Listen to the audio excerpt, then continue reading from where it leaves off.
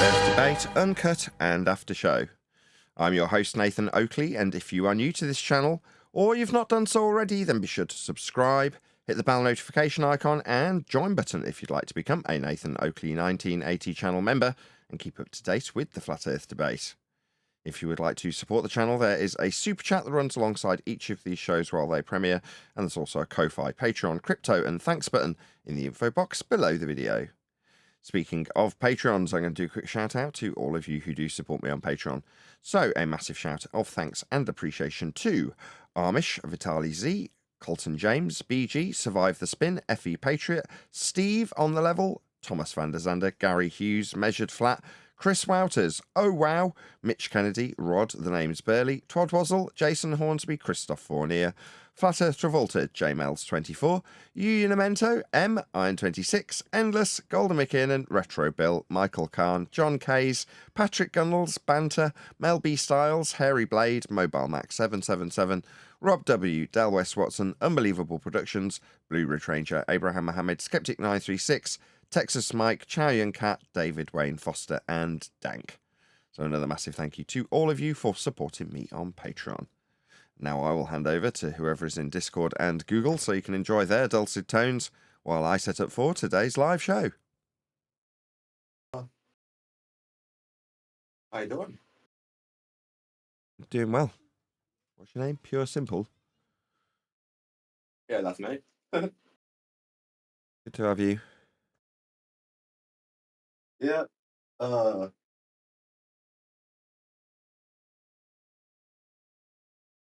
A bit awkward. So Morning, I'd guys. like to... Hey, Nathan. Hey, Dank. Yeah. Sorry, I didn't mean to step on you. It's all right. Can you get a bit closer to your mic, Pure? Hold on. Can you hear me now well? Hello, hello? That's perfect. Yeah. So I'm not sure if you have seen the video I made about you. I might have come across a bit aggressive. But I would genuinely like to debate you. Sure, we can do that on your channel. I don't really care. But like an actual debate where like someone moderates, we have like 10 minutes for yourself, 10 minutes for myself, then we do like questions on our points, we do all that. Oh, what points you got? And well, I got some points about for example, the gravitational acceleration of Earth calculated by the radius and the density. And Okay, cool. Let's start there. Rearranged them. Where'd you get radius from? Sorry? Where'd you get the radius measurement from? The radius measurement from, I have deduced it by calculating first the volume, Let's try that again. then the mass. Try that again. Where'd you get the radius measurement from? Oh, hold on. So, I first presuppose the radius, the density, You're not listening to me. Did you think that about getting 10 minutes of waffle would avoid the awful truth that the radius value is measured on a flat Earth? Did you not know that? Hold on. Just acknowledge something I say to you. I ask you where the radius is, you tell me where you derive it. I'm not interested. We measure Earth flat to get the radial value at 39.59. That's a flat Earth measurement. Do you know where you thought you got your glow bar from? Third time I've asked you. Well, let me finish, and then I'll tell you. I just told you it's measured on a flat Earth. You said you got radius value for gravitation. I asked you where it was measured. Fourth time.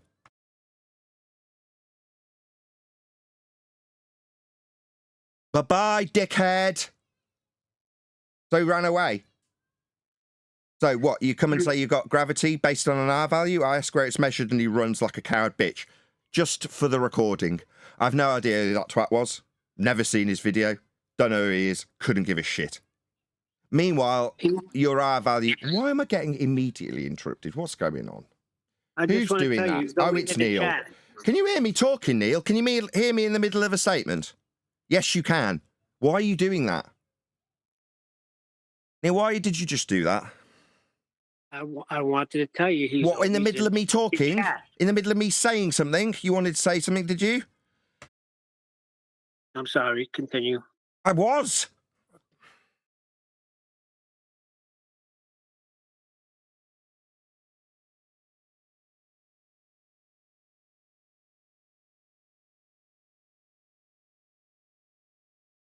It's just a wind-up, being told to continue. No, I was in the middle of talking. Nathan, you sounded like you stopped. Don't take your toothache out on me, all right? Please. Didn't stop.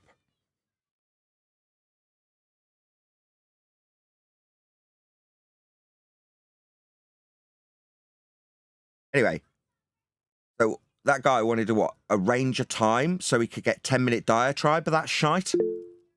Yeah? That's what he wanted. All right, I don't know who you are. I'm not going to arrange anything. Pay me and I'll come on your channel if you like. If you're not paying me, you can come here and you can tell me that you've got a gravitational attraction based on an R value until I point out it's measured flat, and then you'll run like a bitch. Now I'm done, Neil.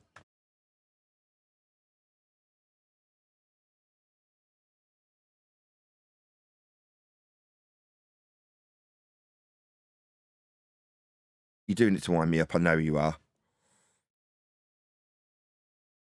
I thought I came off mute. I'm sorry to interrupt you. I thought you stopped. I just wanted to tell you when you asked that you don't, when you said you don't know who he is, I wanted to tell you. Since I've been home and in the chat, he's constantly in there. So, and he's the guy that came in, I think, on 24/7. I wanted to record. I think he's the same guy. Correct. All right. I did really well.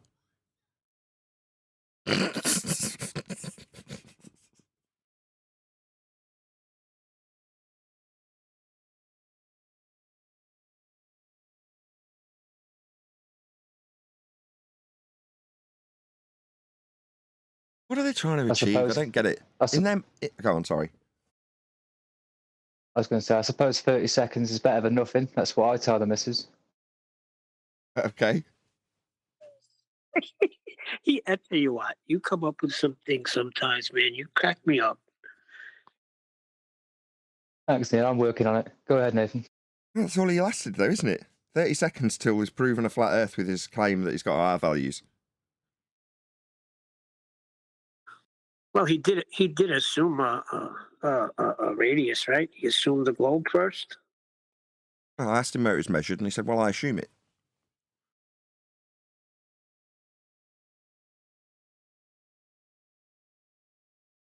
So they want to brush right past the flat Earth. It's always the same. It's never going to change. But in his mind, if he can arrange a time for a 10-minute diatribe, somehow what? He'll get the upper hand and win? You having me on? I find it funny when people come to a show called Flat Earth Debate and say they want to arrange a debate.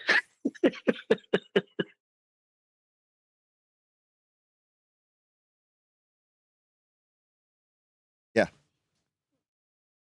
Come to a gunslinger and say, "Let's have pistols at dawn." And the gunslinger goes, "Let's do it right now." They go, "What? Fight right now?" "Yeah, right now." They go, No, we need to arrange it. We need a crowd around jeering. We need lots of distractions between now and then, and a big build-up. Nah, just destroy you now. It's all right. Take it or leave it. Let me ask you a hypothetical question. Say he came in and said, "Nathan, would you mind if I come in like an hour just to get my stuff together and debate you if somebody could moderate?" What would you have said then? Would that need my permission for him to wait an hour and then come in?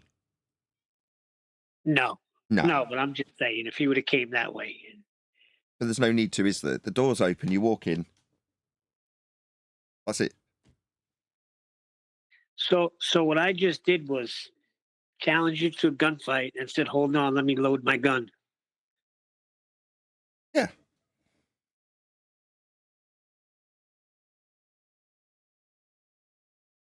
What we get most of the time is, "No, my loaded gun's over in this other bar with my bouncers in front of the door. So you've got to come to my bar where my loaded gun resides." All right, I'm standing here with did you not bring a loaded gun? Oh, absolutely, I've got lots of loaded guns, but you're not going to get to see any of those right now. You need to come to me to see my... Piss off. Stand there and be shot in the face, or go away. No, that's exactly what just happened. He got shot in the face and he ran away. Yeah, the moment we were talking about Earth being measured flat for our values. Suddenly that's where he lost, so that's where he went. Kind of appropriate, really.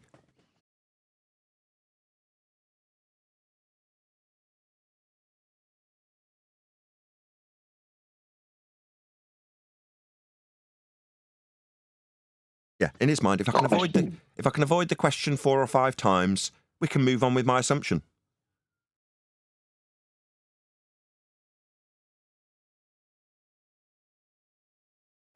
I want to find this video though that he supposedly made. I couldn't care less. So I got a question about what's on the screen right now for me. Like, I'm looking at the sun and I'm looking at the 90. They have to imagine that they're in the middle of the ball at that 90. For it to function in any way practical, yes. Just weird for me. Only weird because we've looked at it. Before you knew that sort of thing was going on, you just thought you were on a ball, right? Like everyone. Yeah, I just thought it curved.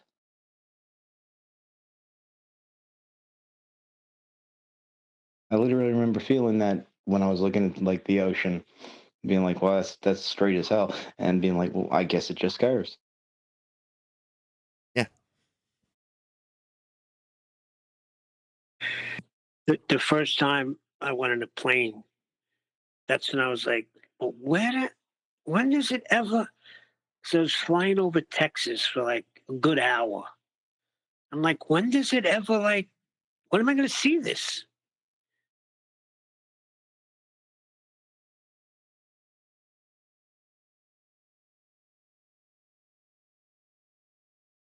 Higher.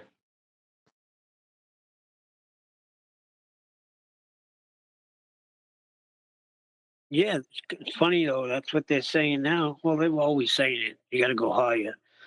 But Mr. Tyson says you can't go high enough, and they just don't understand that the rise is not Earth curve.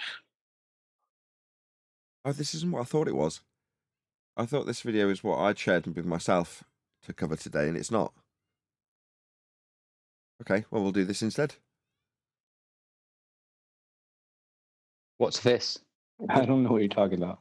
Why do people still believe it? You posted it. Oh yeah, that's a blast. You need your shisha pipes are out for that though.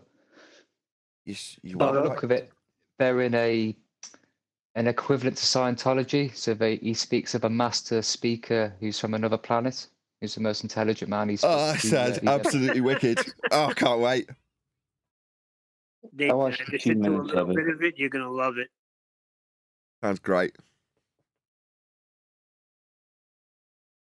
I left a comment, but I didn't leave your name on it. I figured I'd wait till the show, then I'd do that. I could do it beforehand. I could like go edit the comment, add your name. Yeah. Just add another one. I mean, it's obviously up to you what you do. I left a comment. I said another couple of numpties. Well, New Abian, I had a look at that term because I haven't heard it before. And what I found was it was a group started by a gentleman called Dwight York in New York in the 60s, I think. And it was a black supremacist group with beliefs of, it was Muslim based. But then in the 80s, he changed it from a Muslim based group to a UFO based group. And I'll try and find the term. It was like chemetism or something like that. Have you ever heard of that? Nope. Did you say chemetism? Yes.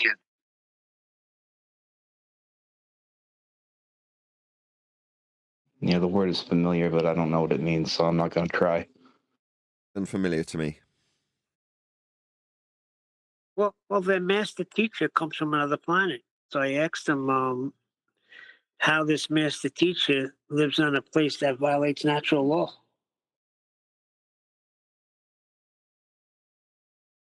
Yeah, well, we'll get into it.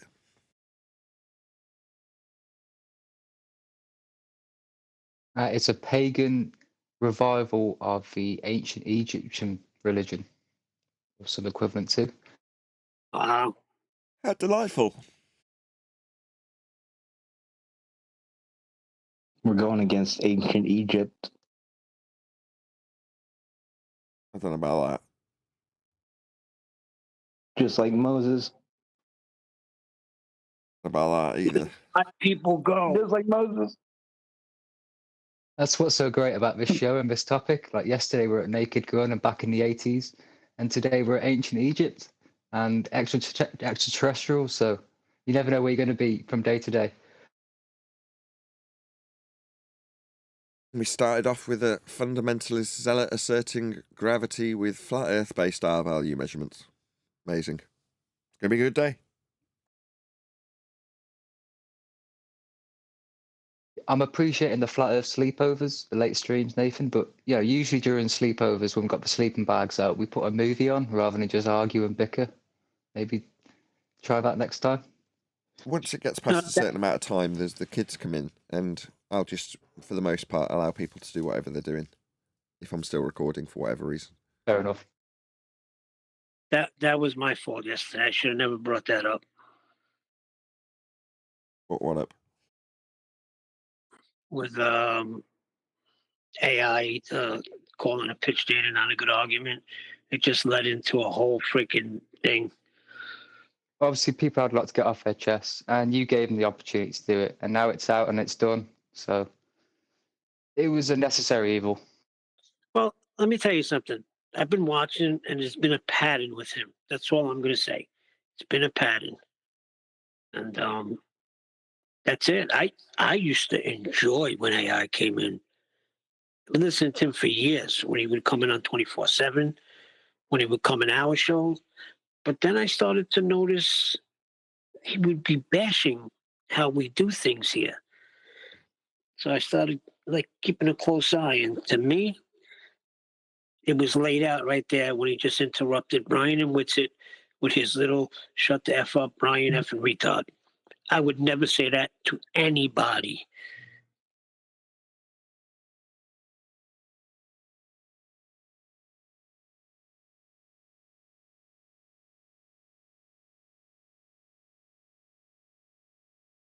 Not in it. Well, I don't care what you say. There are ways. I know Brian when he gets on something. Nathan called him a pit bull. He has to yield. I know that. But the way he came in then, that was not going to help the situation. Okay? It was him and Whitsitt, and it just messed things up from there.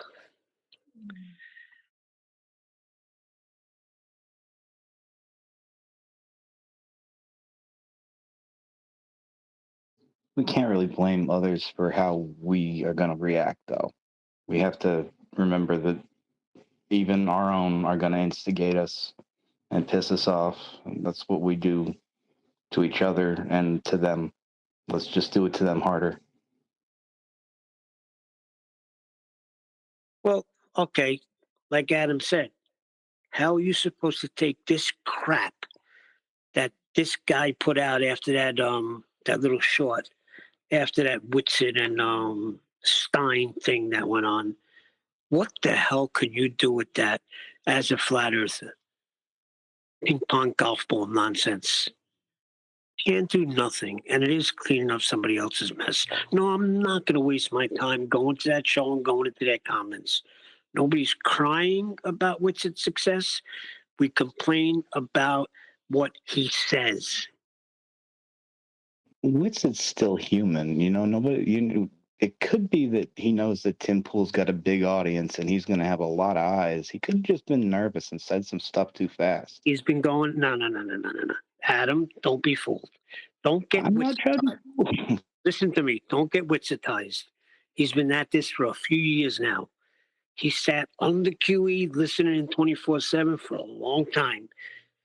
And he's been debating this nonsense even on Facebook. That's where Xanadu Bob discovered him.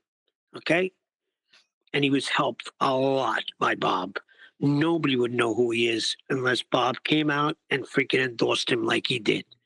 Now, I'm not saying he can't, out of nowhere, somebody can't start a channel and gain support, but it's not going to be as rapid as his was. Okay? Help along the way, a lot of it. I don't give a crap how big he gets. It's whether or not he's talking crap or not. That's all that matters. So if That's what I said. Yeah. You carry on, Neil. That's what I said. It's not what he does or how big he is. It's what he says. Yeah, I got that when you said it. I don't care how big he gets. But wherever he is, on a channel with 5 subscribers or 5 million subscribers, you just want him to be saying stuff that is coherent, as opposed to not being able to say things because he's got some stupid Ethereum belief that prevents him from doing so. It makes him toe certain lines and not argue certain points. That makes him limited. Well, as a unwilling representative of myself, if he's on these big channels, he needs to not make us look like idiots. That's it. I feel like, he might get loads of eyes on him. Okay. If you're going to have loads of eyes on you, make sure you don't talk complete nonsense and make us sound like idiots. Then no one's got any problem. Simple. Well, look what the guy clipped out. You're right on point, Nathan. Look what that guy chose to clip out and put out as a short to make us all look like a bunch of freaking idiots.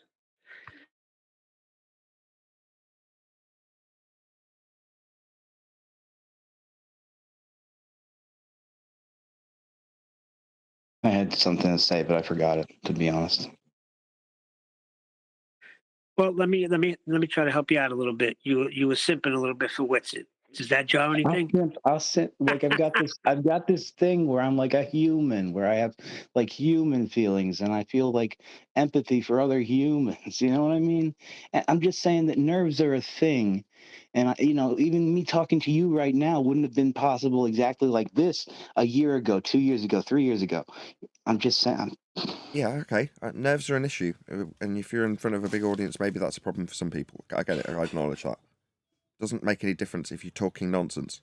I don't care how nervous you are if you're talking complete nonsense. Fair. You can be nervous and not talk nonsense.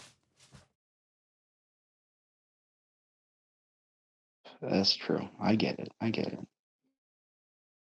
Hey, Adam, do you know what people fear more than death itself? Public speaking. Yep. So, you're not alone on that. But like Nathan says, you could be nervous as all heck. But say something coherent, please.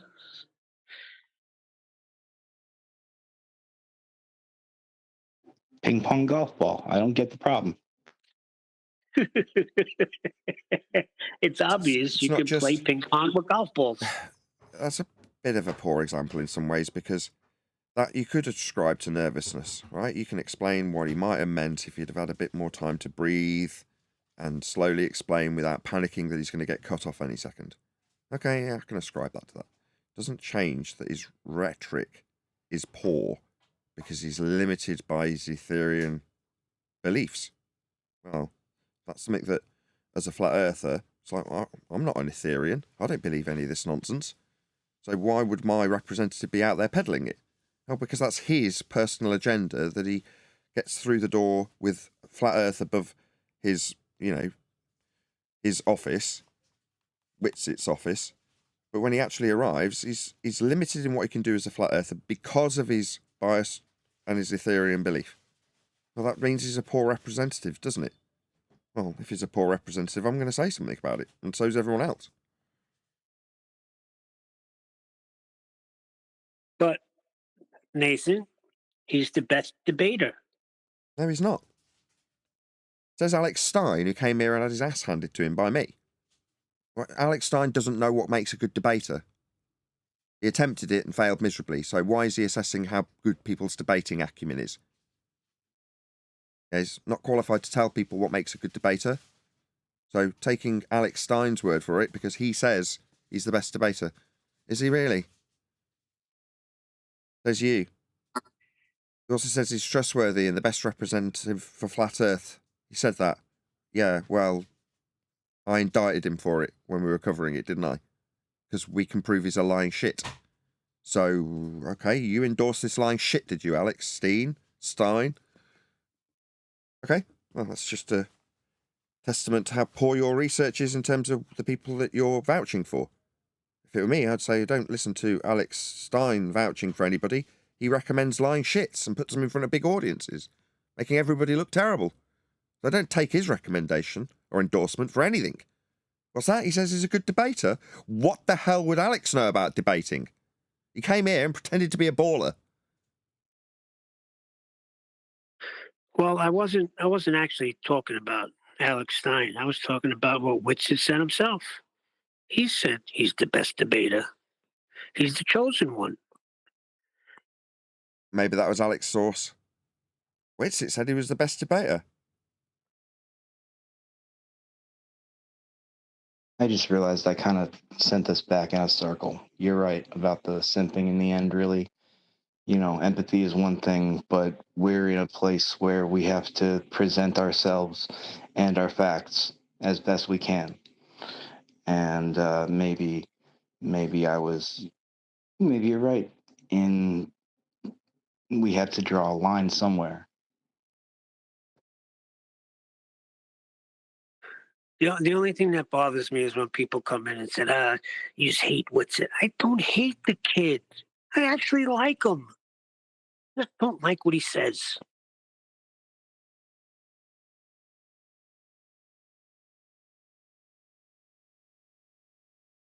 Ping pong golf ball.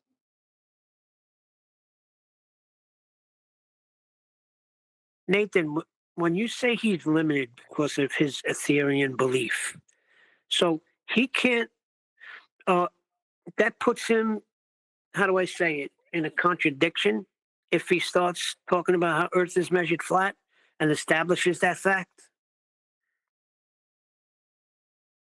What? Does that put him in a contradiction? If he begins to lay down how Earth is measured flat, does that mess with his Etherian belief? Yes. Don't ask me to explain how. When we were going through it, we pointed out where the conflicts of interest occurred.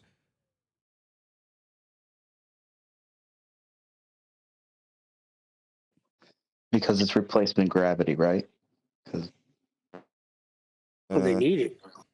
Yeah.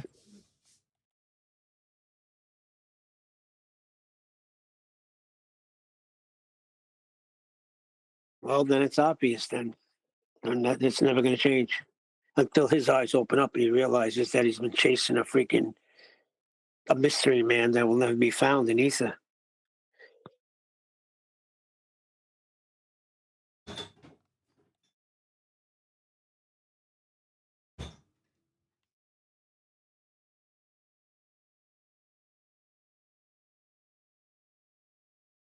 the man in the mirror started going through my head. I couldn't think of any other word, but I would consider this what we do here daily. Nathan, you've been at it for years. I consider this work. Consider this a lot of work. And?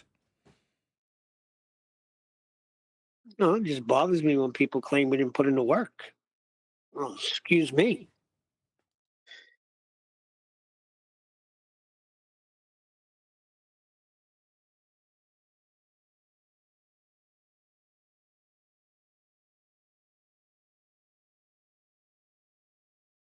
I don't know. It's an unfair world.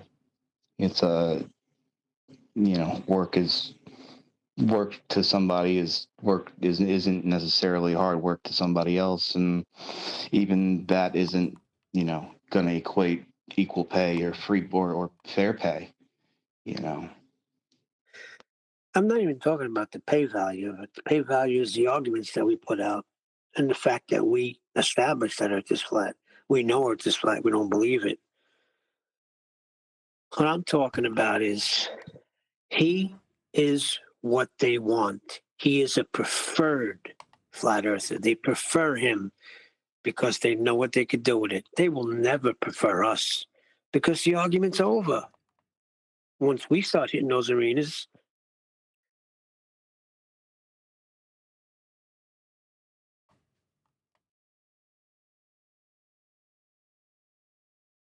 That is true. Like it's over. Like there's no point to the debate, but we keep going on as if it is, uh, because they'll never stop. They don't get to stop. You know, even if they do stop, the world around them will show them, you know, a globe at the beginning of the movie.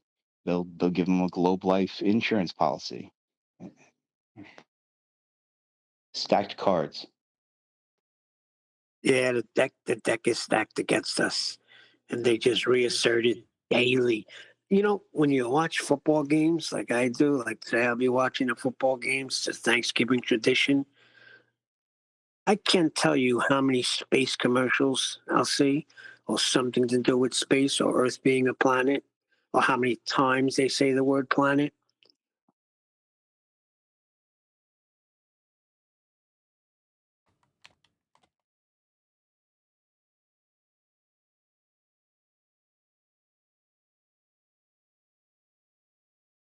It's incessant. Like by this point, I hear the words around the world, and it's like, well, that's refreshing to hear. Exactly. Or instead of the planet, say the Earth, or the face of the Earth. I love to hear that. When people say across the face of the Earth, I love that. I think they call them microaggressions, in like politically correct terms or whatever. Is like, you know, adding little digs and little jibes. So I mean, it's everywhere.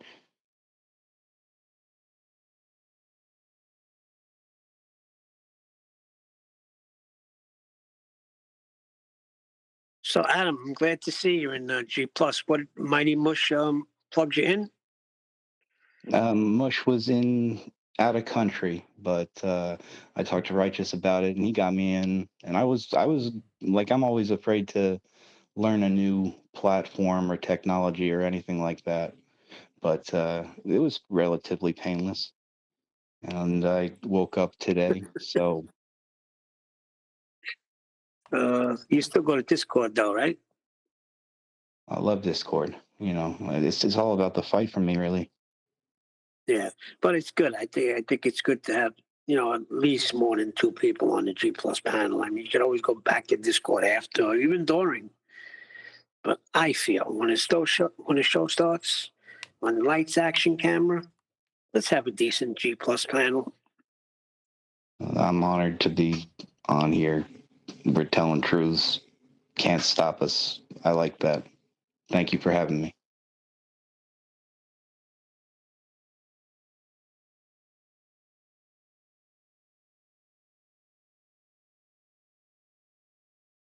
Anyway, Things getting back to normal for me. Nathan yelling at me again. Just for interrupting. It's not intentional, believe me. Okie dokie.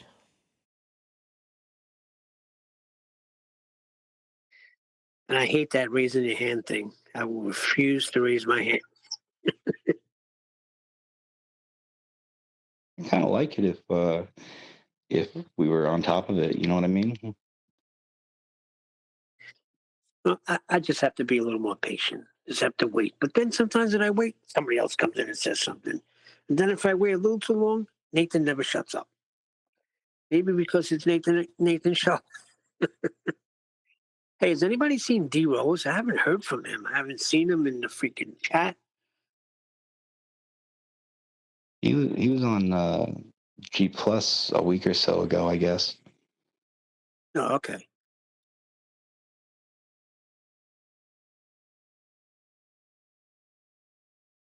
Because he wasn't in Discord, but I remember him being there. So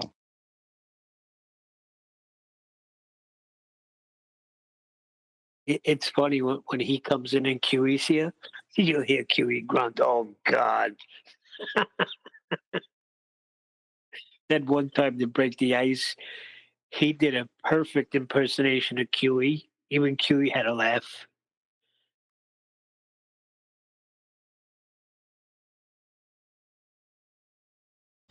I like D Rose. I like the panel. I like everybody. I even like the Glovers. I even like fighting with them and hating them. I've never had villains I actually love to hate. You know, that's funny you say that because since I've been home, stupid freaking injury, and I can't freaking move. I've been in the chat a lot, and there's a global Oz there. I'm kind of like him. He's kind of funny, not disrespectful. You know, he just throws some little things here and there that make me laugh. Shout out Oz.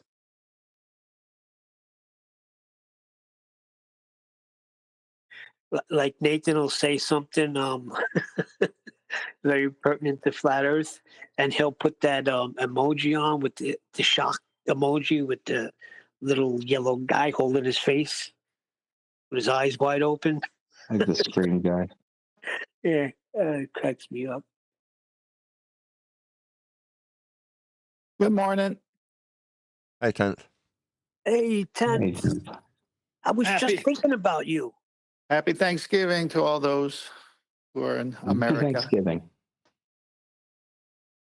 That's crazy because I was just going to say 10th man should be rolling in soon. You're about right. My left knee's tweaked. I am rolling. Oh, don't make me laugh.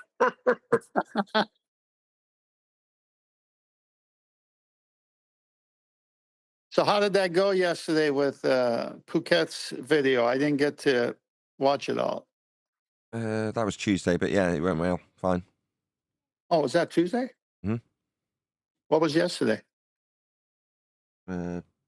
Naked gun. Naked gun? Mm-hmm. I'm shell shocked. Really good. And the puns will come.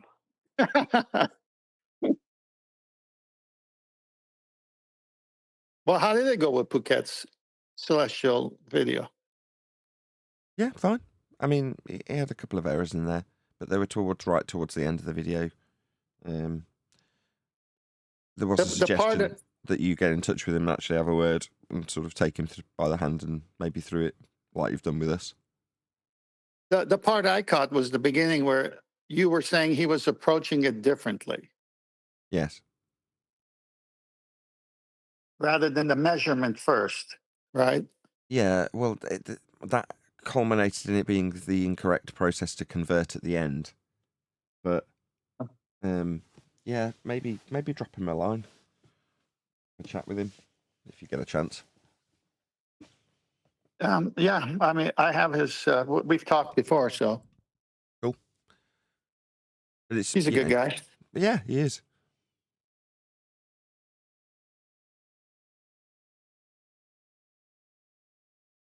Have you got something for us today, 10th man? No, I've got a few things in the hopper, but still on the series with AI. But I still have to put them together, put the red lines underneath it, and just finding the time. I like doing the AI thing as much as I will do it because AI doesn't get triggered. AI has to concede to measurements and anything done empirically regarding celestial navigation or any topic, because AI is pulling from the vast resources of the internet, of any book, whether the book is right or wrong, or article or YouTube video. So garbage in, garbage out applies even when I'm doing it. But the way you keep AI on track is to appeal to logic, reason, and measurements. The minute you force AI between two bookends like that, all of a sudden he's crying uncle. He starts becoming a flat earther. Right. It's the way you ask the questions. You can't go nowhere, AI. Yeah. Because AI sees contradictions. This is what consensus science says, and that's what AI even calls it. And all these books are written and all this, so we know the Earth is a globe. And then you put a question to AI where it forces its hand to compare all of what it just told you to actual measurements. Well, you have a point there, 10th. The Earth is measured flat.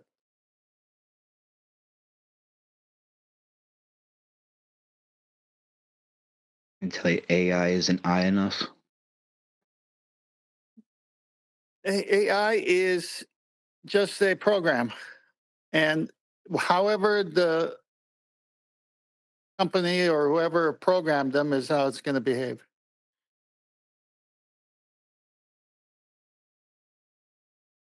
Perplexity AI is more of a conversationalist AI at the moment, meaning it will have a conversation with you.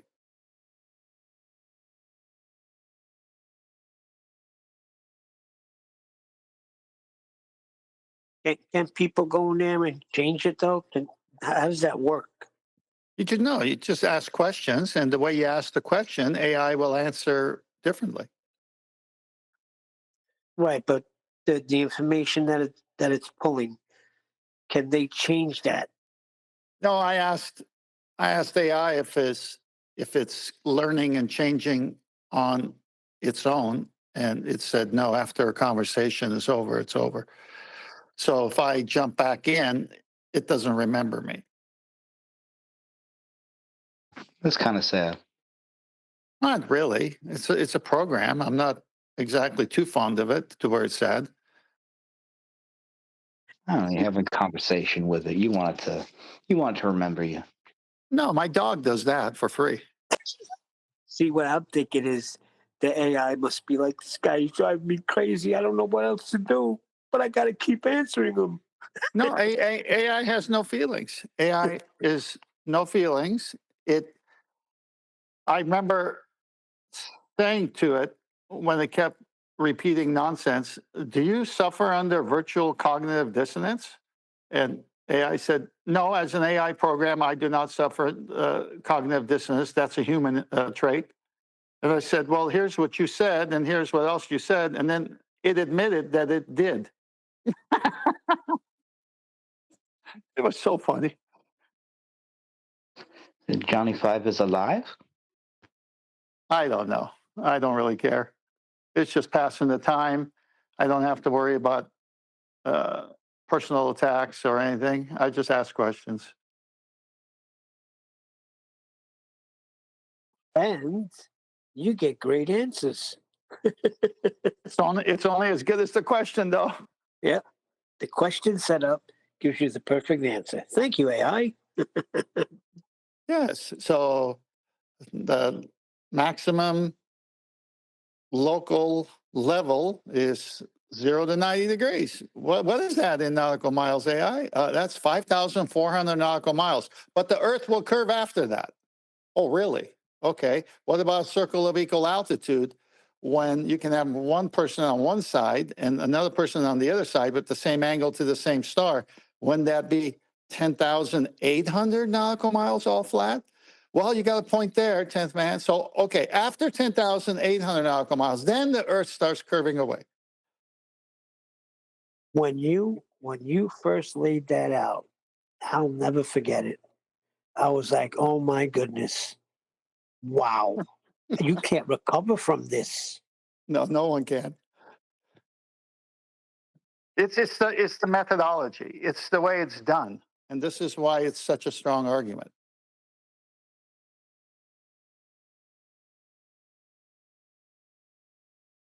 What's that? One deck put those, what is he, up to over 30 now? Things you can't say if you're a glober?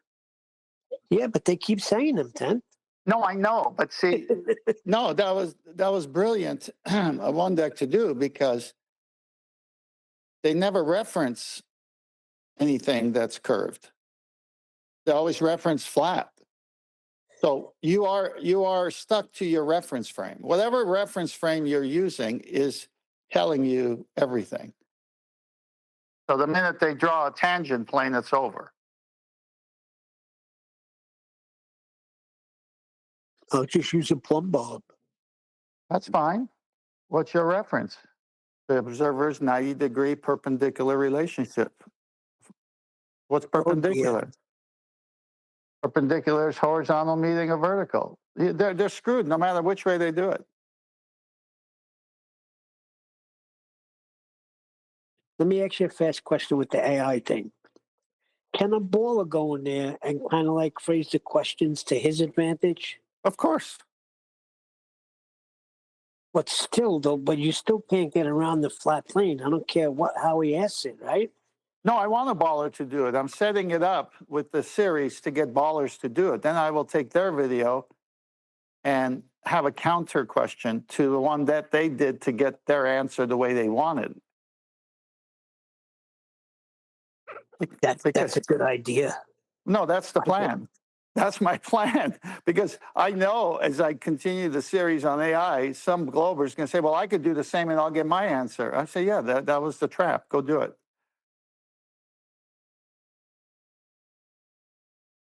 And then what does AI do when you put them in between two bookends called logic, reason, and measurements?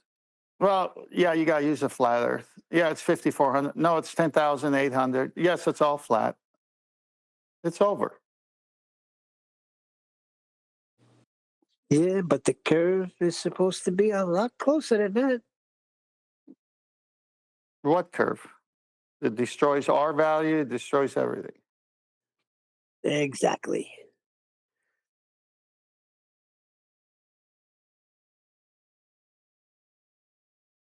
So what you doing today, Neil, for Thanksgiving? My brother's gonna pick us up. Let's see, I don't have a car, obviously. And I just gotta stay off my feet. So I can get on my feet. And then from there, get on my knees and start to work again. I just freaking can't. Don't you have to do a lot of physical therapy though first? Yeah, we're doing that, the stretches and things. Oh my God, it hurts. But it does feel better. And after Thanksgiving, I think that's when I'm starting to make the chiropractor's gonna do like consecutive ones, just too booked up. So he saw me the one time.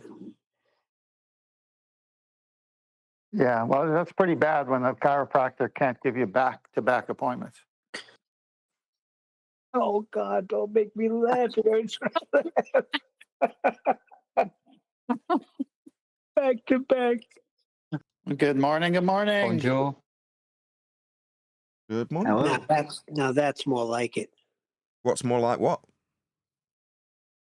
I got a nice full, we have 5 people here in G Plus and a bunch of people in Discord. It just looks a lot better.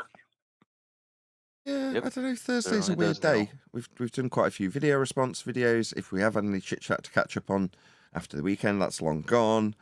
Discord, politics Discord's a day away, so it's kind of a weird day. Thursday, sorry. But today we've got 10th Man. Hello, 10th. Hey, good morning, everybody. Good to have you. Good to be here. As I was explaining to 10th in the pre-show, it'd be good if 10th can mentor Phuket Words, Nick, in the same way he mentored us. The only assumption being that Nick's a bit quicker on the uptake than we were, because it was drip fed to us over about a 12-month period, right? And there's still things I'm getting wrong. And Brian is far, far more clued up on it, to the point where he's got the maths under his belt and can point out inaccuracies and inconsistencies and why the mistakes were being made. I don't know if you listened to that bit, 10th, but I was mighty impressed when not only were the maths that Brian was doing were correct and being corrected, but he also said, I know why I'll make this mistake, and explained why. Did you see that bit? No, like I said earlier, I only caught the first part where you were saying he's doing it in the reverse order, so I haven't listened to the whole thing. But Nick, he could always go back to the shows 4 years ago start listening to them again because they were every week. The drip was on purpose. It was done to get everybody else's input into it, to validate what I was seeing. Because I'm saying it can't be this simple, can it? I better share this and then see what they say, if they could tear it apart or not. And it just kept growing and growing. And obviously, everyone took off from there, and everyone came and added more information to it. Brian's definitely the Adam Meakin, refracted curvature, Huey added on as well, and everybody else just dug in and did research and brought more aspects of it, especially refracted with everything needs a flat plane. I mean, no matter what anybody said, refracted somehow found a flat plane for it. Yeah, it's the heart of what I've been promoting this year. And it's nice that people are starting to get a grip with it, but as we've been finding out, these arguments take a long time to take seed in the audience and therefore be propagated throughout the rest of YouTube and X and TikTok and all the places that this is being discussed. So we can't expect overnight miracles. We just have to keep banging the same drum as we've done year in, year out, and eventually those arguments make their way to the masses. With that in mind, any objections if we rattle our way through housekeeping questions? But I want to say one thing about it, just the psychology of it all. To have all this information, I would suggest, at least for me, I don't ever share all the information. I only share the basic fundamental of celestial navigation 101, if you would have it. And when they want to argue, which is what they want to do, especially normies, I'll say, well, just go look it up if you're interested. Because no one's going to move over from a lifetime of programming unless they research it and find out for themselves. So I give them just the gold nuggets where when they go look up what I ask them, they will see a contradiction so big in their current, quote unquote, belief system of the reality they live in, that if they're at all interested, they will jump in and chase the truth. But if they're not, then why am I wasting my time telling them every aspect of celestial navigation? Yeah. With that in mind, I'll start the housekeeping questions with, is there any evidence you can have an elevation angle measurement from a curved baseline?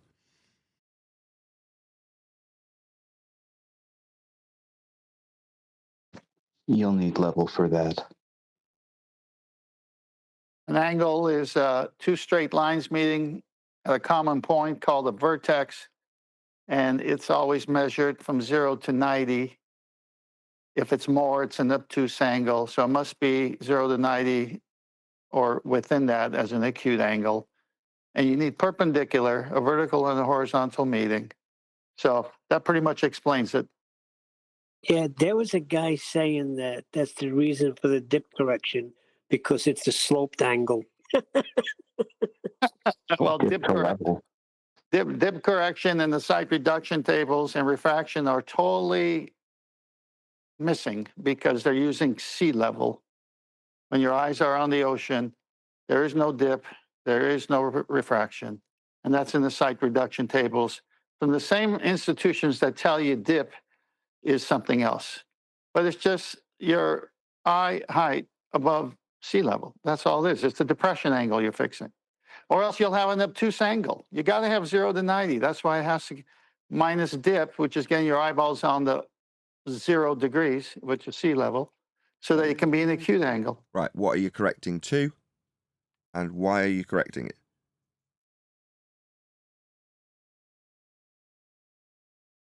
So say it's 30 feet from the ship if you're on the deck, right? And then you sail out 100 miles. Is it the same? Yeah, because see, when you go do the books and read how they do it, they actually take a tape measure while they're at the dock, and they go to the different stations on the ship or sailboat where they're going to be doing the celestial sighting with the sextant. And they measure from the water line to that position where the eyeball is going to be. So if it's a sailboat, more than likely the mast area, the main mast, will be because the sailor wants to be near something that he or she can lean against and be steady. as the boat is rocking. The other one could be the aft deck or the bow. But then they'll measure where their eye is above the water line in advance, because you can't do that in the middle of the ocean. There's just too many movements there. So you do it there where water's calm and level. So now you're 30 foot up in your example, Neil, and you go out to the ocean and there's waves, who knows how big, it doesn't matter. And then you go take your sighting and you subtract that 30 feet there because that's the water line. Amazing.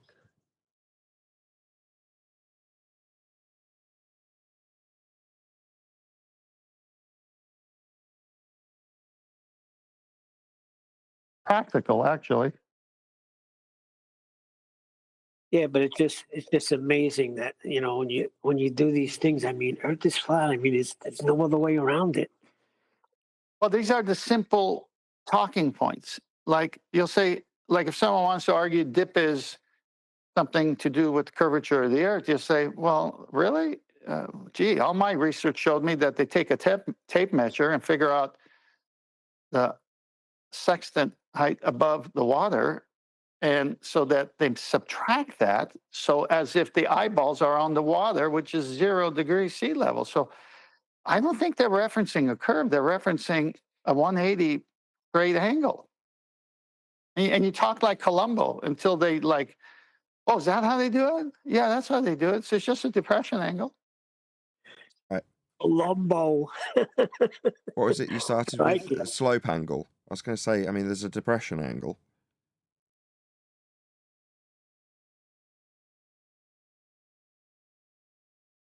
Yeah, I mean, just visualize what's happening. You're above the water by 30 feet. You got to get your eyes on the water so that you can have this perpendicular relationship, 0 to 90. Right. That's it. That's it. Exactly. You're correcting to level, and it doesn't alter how far out at sea you are. It's always going to be the same measurement that you took at port. Just flat Earth requirement. If you're above the deck that you're using for perpendicular, you've got to correct to it if you're above it. The horizon's formed with the deck. Speaking of which, any evidence of a physical geometric sphere edge horizon, formerly known as Earth curvature? After all of that, you're going to ask that question? Not since the Black Swan. We've discussed the flat Earth principles in this regard with horizons that aren't possible on a globe. It's worth asking the question, given that the majority of I was about to say the Western world, the majority of the world believe they're on a sphere, Neil. Is it only worth asking the question? And that'll be reaffirmed all day today on commercials during the football games. You can plan on it. If you're in a religion, you're going to have a lot of religious symbolism, Neil. Any evidence of axial rotation of the Earth-based variety? None whatsoever. Wait, we're moving? Moving what? You said any evidence of axial rotation. That means we're moving. Oh, I thought you meant as in moving on in the questions. No, we're definitely not moving. No, that's also another thing, that when you go to the vernal equinox, which is a date used to map the stars, the Earth is stationary, and it's a 180 degree straight angle with the celestial sphere. It's the celestial equator meeting up with the Earth's equator in their so-called paradigm. So one big flat plane, and the Earth is stationary and the stars are moving. So they even have to resort to that when they map the stars. So what's this axial rotation all about? I don't know. Nathan's asking the questions. Ask him. That was... Well, there's axial rotation if you want to describe a flat plane to give you an axis and you want to look up at the stars, but of the Earth-based variety is the focus of the question, right? Yep. So, is there any evidence of axial rotation of the Earth-based variety? No, you would have a Earth-based Coriolis effect that you would notice with anything that's not on the Earth. I was just going to ask, is there any evidence of Coriolis effect? Well, yeah, the Coriolis effect is real. If you're on a non-inertial turning reference frame and you look at something tossed over the top of it, then there's a good chance you'll see it seem to curve from your vantage point. That's Coriolis deflection. The assertion that Earth has such an effect is absolutely absurd. Earth's not moving. There's no evidence to demonstrate that we are. And the ones that they give us would suggest that things like pendulums drift because Earth turns underneath them. Coriolis deflection, as Neil points out. But then Earth's turning underneath stuff, isn't it? Like planes, helicopters, drones, hot air balloons. If you jump up and down. So if I'm playing Frisbee with my son, that wouldn't be possible. Well, yeah, the Earth would turn underneath it, and depending on where they suggest you'd be to encounter more or less deflection, that's not actual deflection, it's just Earth turning underneath. What we're now into describing is the consequences of their claim, which is that suddenly basic stuff isn't possible anymore because there's an Earth turning underneath it. But I thought it helped the football team win a game with a field goal. No, Neil. Oh boy. That was Neil deGrasse, not our Neil. Any evidence of the distance to the sun moving on? How would they know that? Well, they What would they have to do? What would they have to do to get that? B level.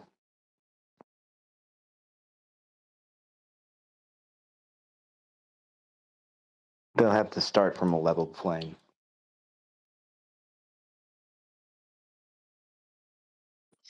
Football field is pretty level. I know Nathan's not letting me get football in there today. Are you sure about that answer? They'll have to be measuring from a 90. The angular the angular distance is used in celestial navigation, but there's no way to know how far it is. Fair. Well, how'd they get the 93 million miles that they teach in school then? Because it was more than 92.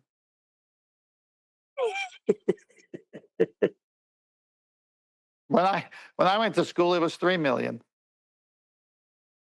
No way. Yeah. Wow. How things change, right?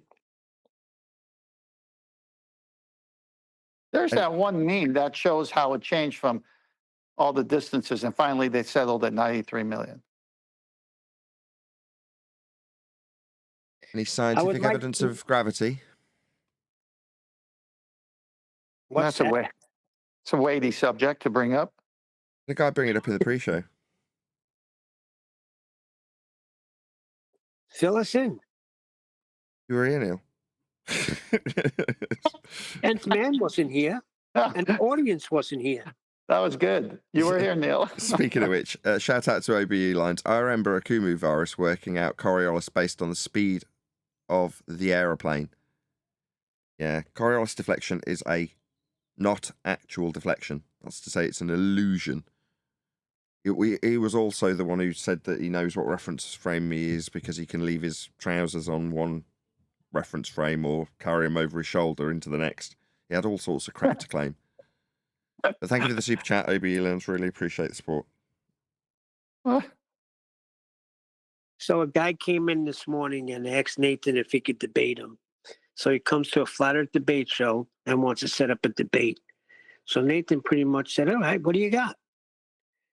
And right away he was assuming a ball and assuming a radius with no measurements. Well, that's okay. He's begging the question. Now he's got to prove what he's saying with measurements. But then when he can't, it's just begging the question. Well, I asked him, where did you get the R value measurement? And then he ran away. Well, he actually ran away while I was pointing out that the R value measurement would come from a flat Earth. Obviously, it's not a spherical value, but their derivative R value that they utilize for their sphericity comes from a flat Earth measurement. Has to, because it has to back calculate into all those angles we use to navigate and create maps with. Yeah. That's the 0 to 90 from the equator to Polaris at the horizon. Precisely.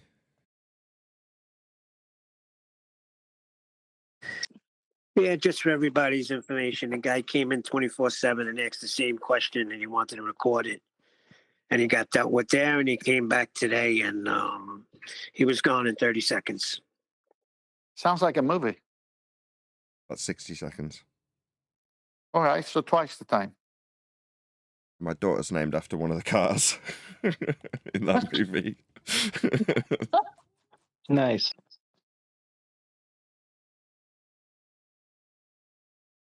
As we've got no scientific evidence of gravity, any single viable hypothesis from any of the fields of astronomy, cosmology, or astrophysics? Well, it depends how they define the scientific method. You know, that's a loose translation they have for the correct definition of it.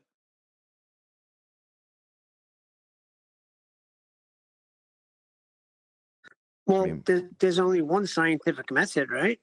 Correct. And got it. plenty of phenomena, right? Correct. So what else do you need? Well, how would you vary and manipulate the stars? How would you, like your independent variable? Yeah.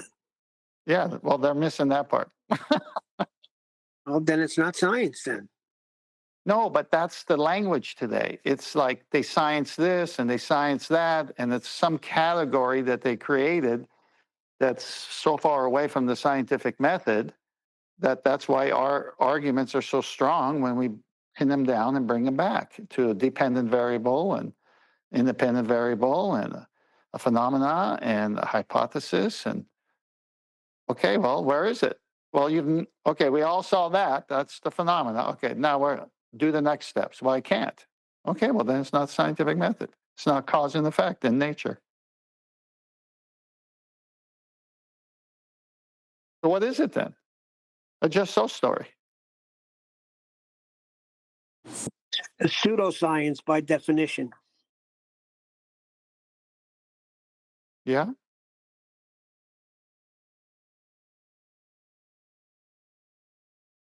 Have you heard the latest housekeeping question, 10th? Try me. Any evidence that you can have pitch data on a globe? Only at a baseball game. Hey, that will need unpacking. What? Pitch. Only at a baseball Oh, pitch. game. Oh, like, yeah, any sports, football, pitch. Yeah, gotcha. Terrible. Well, it's not terrible. The pitcher in baseball throws a pitch. So, and they always measure, they have data, how fast, curveball, this and that, but that's the only kind. That's Yes. Correct. I'll And have the 6. curveball is because the earth is turning. I'll have 6 pints of that. After 6 pints, the earth is turning. Anyway. So, yeah, that's our latest housekeeping question. I like it. Made a complete mockery of it. No, I'm having fun with it.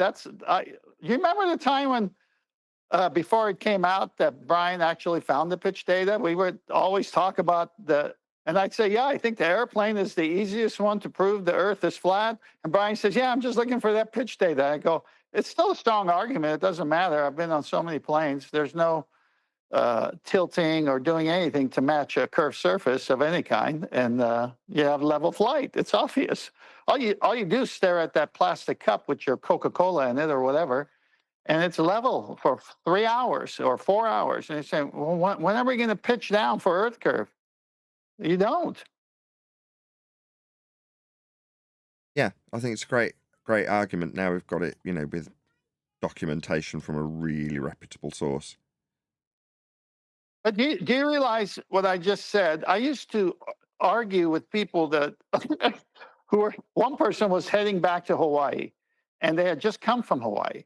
And I said, okay, when you go back to Hawaii, order that drink and look at your plastic cup. The airplane is not pitching down to match Earth curve. Notice how simple we beat it before the pitch data. Just a drink would prove it. I used to use the lift effect. Hey, everyone, hey, Tent. Hello. Hey, Brian. And I still use it, because you can't pitch below horizontal and generate enough lift to account for the weight of the plane. So that's the end of that. That's So for sure. the pitch data wasn't necessary as an argument, but it was just, it's more for the public. It's like, there you go, bosh, pitch data. Do you know what I mean? Yes. Like, Well, it's not you an say argument. It's just, it go wasn't on then. necessary for you, because for me it was. I mean, I'm lazy, and going through the logical consistency, as 10th Man just did so eloquently, isn't necessarily my bag. I like things to be really plain and simple and be able to be summarised in about one sentence without any thought. Not thought from me, but thought from the person you're telling. So explaining a logical consistency with flight is all well and good and absolutely valid. But it was another one of those that, much probably to your irritation, when it would come up on things like bulbous stuff, I'd be like, meh, I don't want to use that. And I'd never be able to explain why until you get pitch data and you're like, this is so absolute. There is no, this is the end of the discussion if anybody wants to contest the logical consistency that you've had. You know what I mean? The lift effect was only a one sentence thing. I was trying to get you to have a look at the lift effect, but you were just avoiding airplanes in general. No. I think you were expecting them to be more complicated than they were. No, I don't think so. It's just I like it now for the reasons that I've given. You know, when you've got the words NTSB above the document, it's the end of the conversation. Explaining a logical consistency, you can try and get between the cracks of the perceived to be inconsistency of this logic. If our opponents used to do that, can drag out. The pitch data chain takes all of that away. I said this from the off. That's why I was so excited about it when we first got it. I mean, the bullshittery about having it cost 120 grand or whatever Wolfie said kind of added to that a little bit. You know what I mean? What do you mean by added to it? Well, it made the importance of it once we had it in hand to why they wouldn't want to be giving it us and why they'd be telling us that it wouldn't make any difference even if we did have it. Or if we did have it, we wouldn't be able to read it. You're like, what's the big deal? Just give it us. Oh, it'll cost 140 grand. Well, why up the stakes? Then you get it, Yeah. and you know why. Yeah, well, to them it's worth hundreds of thousands, because to them they'd pay hundreds of thousands for it not to exist. You know, that kind of way. They don't want it to exist. I mean, all I've gotten as far as that goes is that the pitch data will be exactly the same on flat or globe. That's all I've gotten. Now, that's a ridiculous statement. That's a zero difference result. So there's a zero difference result then between a horizontal plane and a sphere, a convex surface. Are you serious? You know what I mean? Do you expect me or anyone to swallow that rubbish? You know, but that's what they'll try. That's what they've been trying. Actually, Flatsy brought it up to some guy in the past couple of nights. Flatsy just shared it to somebody, a couple of people, and one of the people she shared it to, this baller, the first question he asked, now I won't go into what the after of this was, but the first question he asked was, what would be the amount of drop per second? Right, straight away trying to hand wave away the pitch data and talk about how much drop there would be. You know, and I told her my answer to that would have been, 1 second, I just checked the pitch data. Okay, I checked, zero. Zero drop. You know what I mean? But that was the first question he asked her. How much drop per second would there be over a globe? Do you know what I mean? That's a complete hand wave of the situation. Got to now try and think of a segue to get this into a complete rendition of the housekeeping questions. And I'm not that quick on my feet. So I'm just going to ask, is there any evidence we can have gas pressure without the necessary antecedent of a container to press upon? I know it's non sequitur to what you just said, Brian. Yeah, I thought you'd give some answer to that. I was expecting you. I was hoping to get through the housekeeping questions because it's been, you know, when you've got a lot of juicy stuff and there's things going on and you just start the show and then you're into a conversation. You might ask one housekeeping question and then you think about it and go, did I ask the same housekeeping question for the last 10 shows? I'm pretty sure I did ask for Earth curve evidence for the last 10 shows. I better get through a few of them, otherwise we'll forget we do them. So that's why. It's the newest one. I went through that with 10th a minute ago, actually. No, that's not the newest one. Any evidence of pitch data on a globe? Or that you can have pitch data on a globe? We'll go through the gas pressure one first. Sorry, we'll go back to the newest one. I didn't mean the one I went through most previously. I'd just gone through with 10th because it's here. I mean, before you got here, I think I went through any evidence you can have pitch data on a globe with 10th, and he took it to a pun. Shocking, isn't it? You want That's another not one? The newest. There's a newer one than that. Well, I may as well lay it out. You want another one? 10th's keen to get a pun in before you tell us about the new, I didn't think there was one, housekeeping question. Go ahead, 10th. Yeah, Brian, you know the English. They need to have their nose up. Oh,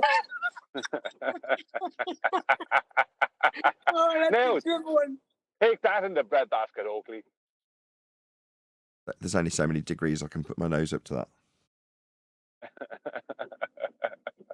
That took a high degree of comical understanding.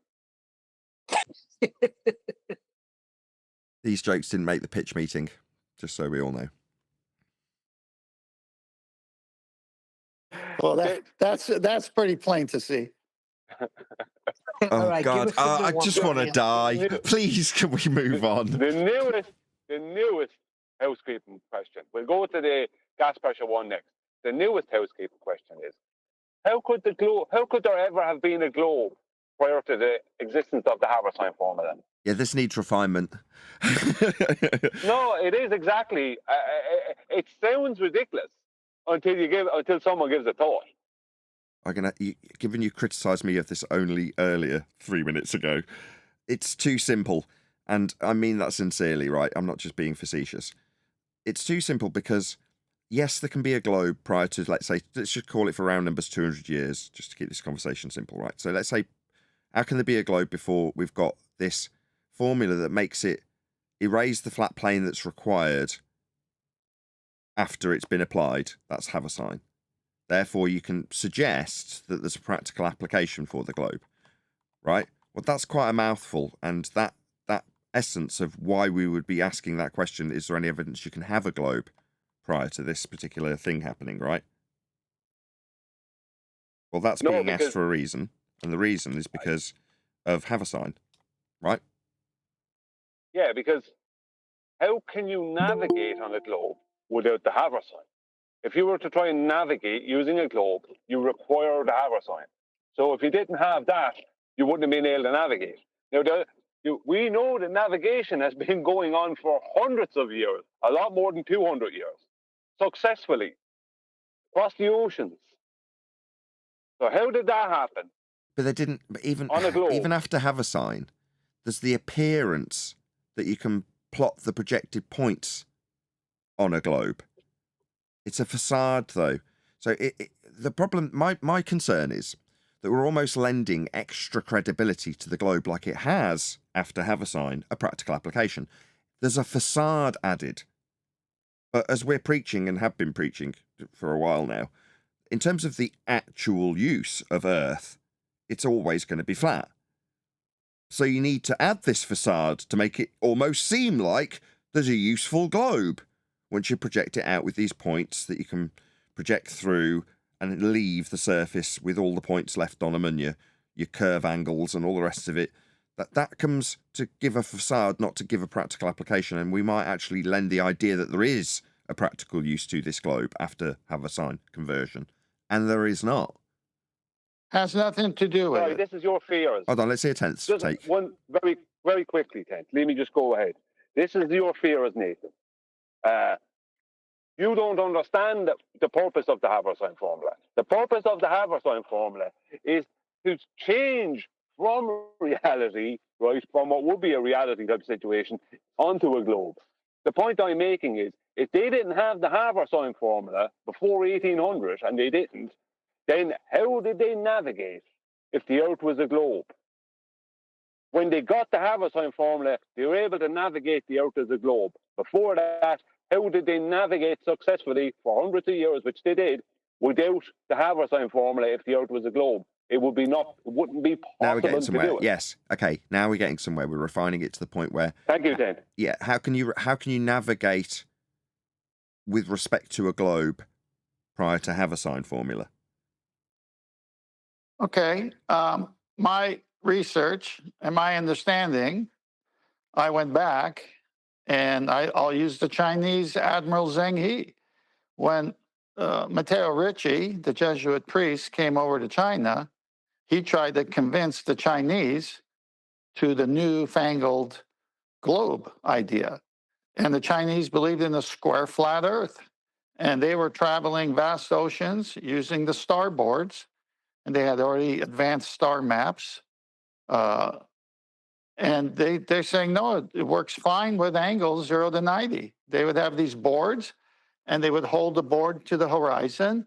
And based on the particular stars on their star maps, they would add other boards, almost like a ziggurat. They would build up to a ziggurat image and say, okay, this is the angle we need to get back to this latitude. And so they were navigating vast oceans without land being seen by the stars, treating the Earth as a flat reference plane. Matteo Ricci comes in and says, yeah, but we've done this other thing, and you could do it this way. It's just a better way. And they wouldn't have any of it until the late 1800s, even into the 1920s, before all of China finally went to this newfangled method. Well, what is the newfangled method? Well, it's really describing great circles. What are great circles? It's a perspective view of your 0 to 90 to 180 of the sky and the stars as they, from one horizon to 12 noon above you. Let's use the sun, it's easier. So the sun at the eastern horizon, the sun above you at 12 noon, and the sun at the western horizon. Well, that's your protractor. And that creates a part of a great circle. And so it's this perspective view all the way to this imaginary celestial sphere. And you're measuring, like you're inside of a basketball, the inner concave surface of that view. And so it's the PZX triangle and the Haver sign. And it's re-projected back as your surface that you're standing on. So the whole formula is to make that inner concave surface the Earth itself, but you on the other side of it standing on it, when you're really standing on the plane to even get the first measurements. And so that's all it is, because if you take an angle from a flat plane where the two straight lines meet at a vertex, the angle widens out and gets wider. I mean, the two lines get wider and wider, but the angle never changes. So if you take that out and it's wider, that forms part of a great circle, and say, okay, that's what we live on. We live on that edge of that protractor. Yeah, but you took the measurement from the baseline of the protractor. Yeah, I know, but we want to be living on the edge. We want to be on a globe. So we'll use the Haver sign and PZX to formulate, when the stars are there, back engineer it to where its GP is on the Earth when the Earth is flat, to get the first measurement to begin with. That's all they do. Not as simple as that, eh? It has to be, because we know it's a flat plane measurement to get the angle, but then they've got a great circle. Where's the great circle? On the ground I'm standing on. There isn't any. It's a 180 plane, because it's got to be 0 to 90. It can't be in the obtuse angle. Okay, so the measurements prove you got to have a plane. That's why they have the imaginary conceptual equatorial plane. I know some people want to be in hell, but there's no such place. But that's the only place, when you cut a circle in half, to have a 180 straight angle. What's the next one? Well, we'll draw the same parallel plane on top of this circle, which represents a globe Earth, and we'll call that a tangent plane. Okay, well, that's parallel to that other imaginary one at the center. What's the next one? Oh, we're in the plane at 30,000 feet with a bubble section. We're going to use a spirit level and create a horizontal to match the other two. Great, you got 3 180 straight angles you're taking all your measurements from. Where is the globe ever in this? If I'm standing on a curved surface, I can't get an elevation angle measurement. It's impossible. So they have to do these parallel lines and say you're getting it from this as your reference plane. Just look up the word reference. It's referencing what you're on. And it says reference plane, not reference curve. Right. All roads lead to a flat Earth. It's so over. I'm going to drop another housekeeping question in 10th. Hopefully it won't annoy anybody. Is there any evidence of a self-perpetuating molten iron core at the centre of a presupposed spherical Earth?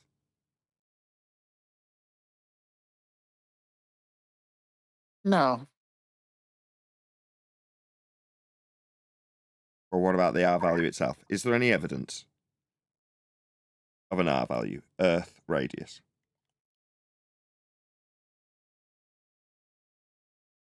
Measured from Polaris as a plane?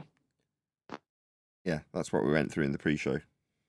But isn't that kind of contingent on the black swan as well? Because the R value, if it did exist the way they said, would have to have curvature that'd be noticeable and measurable,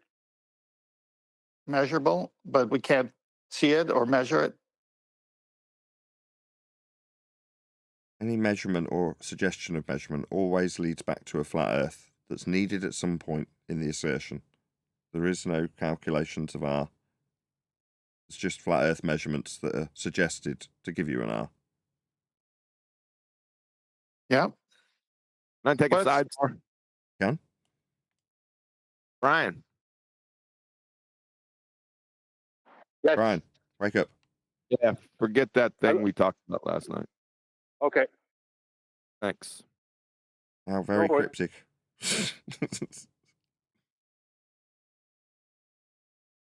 Gonna fill us in? What were we talking about last night, lads? No, it probably happened after the 6 pints, so you better not ask. Okay. What have I missed? I'm sure I've missed a housekeeping question.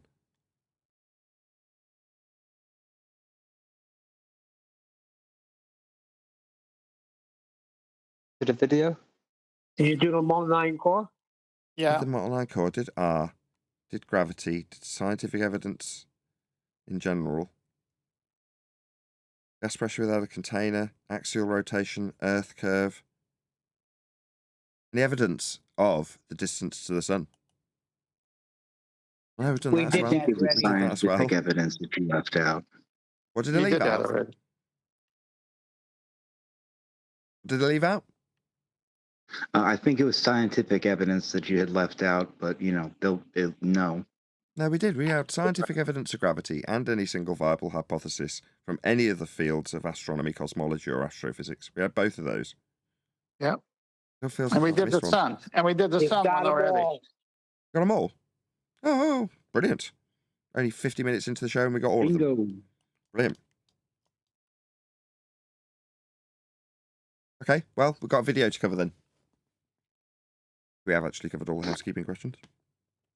I yeah. added another video from Level Earth Observer. It wasn't a very long video. I didn't watch it yet, but it's pretty new. It's like a hour old. Oh no, you've got to vet it first.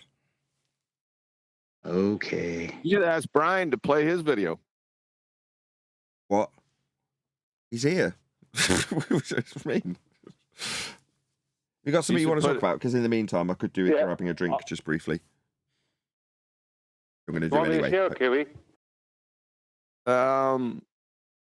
You know the one. Yeah. Do you want me to share it? I'm asking. I'd like to see the reaction. I wasn't gonna say anything. I'd just like to see the reaction to that. Wouldn't you? Okay, give me a minute.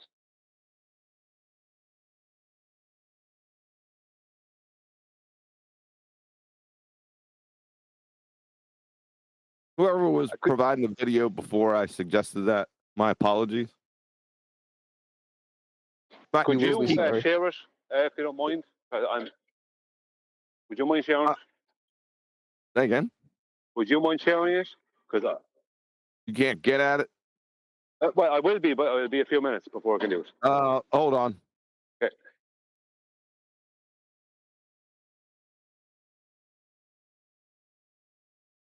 Right, I'm all set now.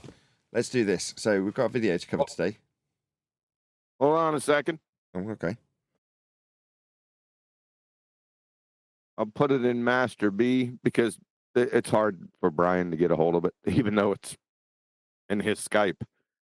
Master, and it's only for, I think, how long is it? You don't have to play the whole video, just the first part. Looking at me. I've got a video lined up Yeah. to cover. Oh my God. Oh my God. What's going on? No, Nathan, You just when left a second ago? yeah, when you left, Brian's video was superseded that other video because you told that guy, "Have you watched it?" And he said no. And then QE said, "Well, we got a video with Brian, so No. Adam's video was different to the other video that was already lined up. So the video lined up has already been vetted. Why did I step out and All get right. a drink? Right, we've got a video Yeah. that we're going to be covering, and unless there's something that's incredibly pressing, what have you shared, QE? It's a video that Brian sent me that I just like to get some people's reaction on. Can you give us a little bit of a vague hint about what it's about? I like surprises. Really, I like doing this sort of stuff in the pre-show. I like to be slick. But, I mean, we could play this game for another couple of minutes. That'd be great. Just tell me what's on it. Mark Sargent and Patricia Steer. I like Mark and Patricia, so I'll bite. Right, fine. Is it timestamped? I just want to see people's reactions. I'm not going to comment. It's Thanksgiving. I got to get ready to roll on out of here in a few. But I thought I'd just give it to you and see if anyone had a reaction. No timestamp. You've just given it me from the beginning, right? Yeah, you don't have to go all that far. You know what? I forget to get rid of all the admin stuff in the beginning. Give me a moment. I'm so glad we're doing this on the live stream. I'll give you a Okay. few moments. We could just sit with dead air. It's great. It'll be. It doesn't have to be dead air. You got people that like to talk. Just a couple minutes. What are you guys thankful for? Yeah. Feigning small talk. So I don't need to turn up in a pre-show to explain the vetted video to anyone. Just Nathan. I'll just do turn as up we halfway say, through. not as Yeah. QE does, right? 6 times. Making a bad example, QE. Let's do a sound check while QE's digging out a timestamp.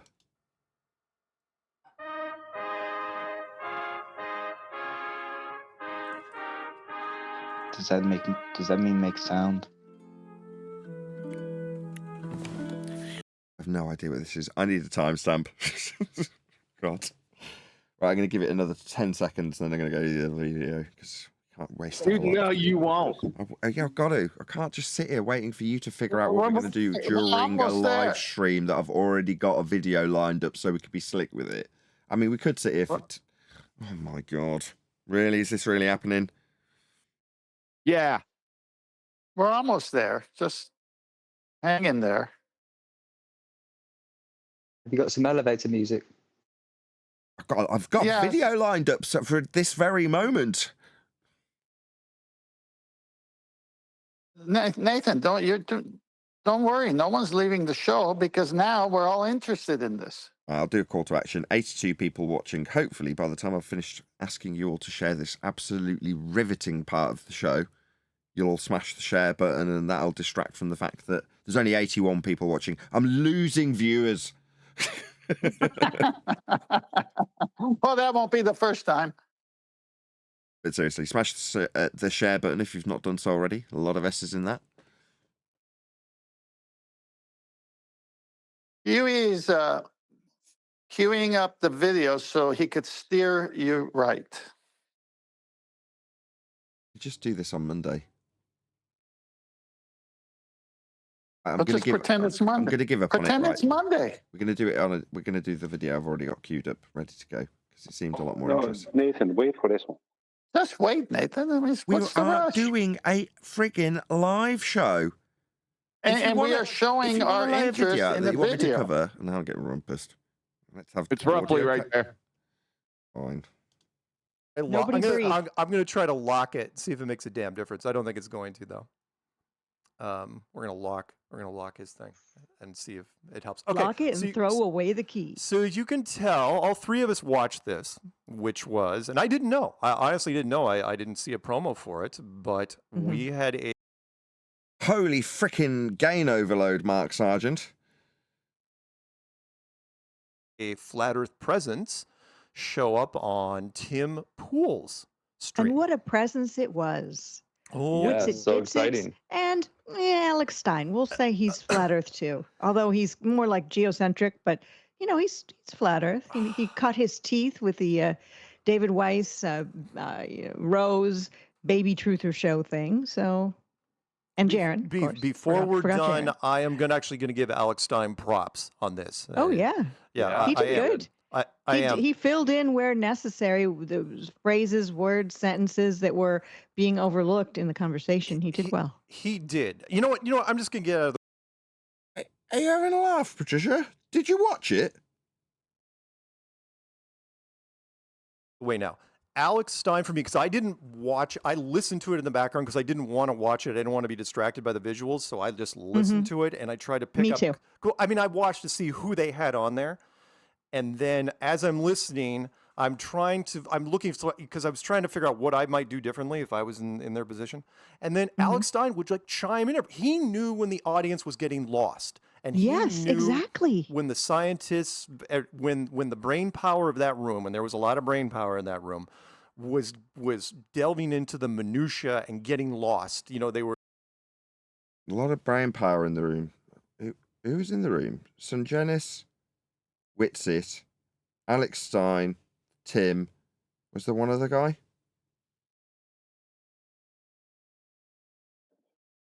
Who was the other guy? Astronomy Live. Astronomy Live, yes. Am I missing something? Why is our perception of this so different to Mark and Patricia's? Am I going mad? What am I missing? Why do we view it so differently to them? I don't know. Can you fill in the blanks, QE? Because they You're the one see who- it, Go on. because they don't see it from an argumentative point of view. They see it from maybe a publicity point of view. I have no idea what you guys are talking about because I didn't see that show, but I'm hearing you guys talk about what Sargent and Patricia Steer are saying, so I'm a bit lost. they were quibbling like nerds do over the little things that the audience did not care about. And Alex eventually got tired of it and just started trying to bring it, throw in the broad strokes. I mean, to be fair, we've got 40 minutes into this, right? So we haven't watched it. So while I'm throwing these criticisms, maybe there's like an exemplary bit of debating that we missed 40 minutes after the 40 minutes that we've watched thus far. So maybe I should hold fire on even watching this because I've got no reference if I've not watched the full thing either. And that's what I'm critiquing them for based on the first 40 minutes, which just seems like a completely different show to what they're describing. I can't imagine that it changes massively. Ping pong golf ball is what we got out of the stuff. Well, that was in bit that we haven't seen that bit, all right? We haven't reviewed that bit yet.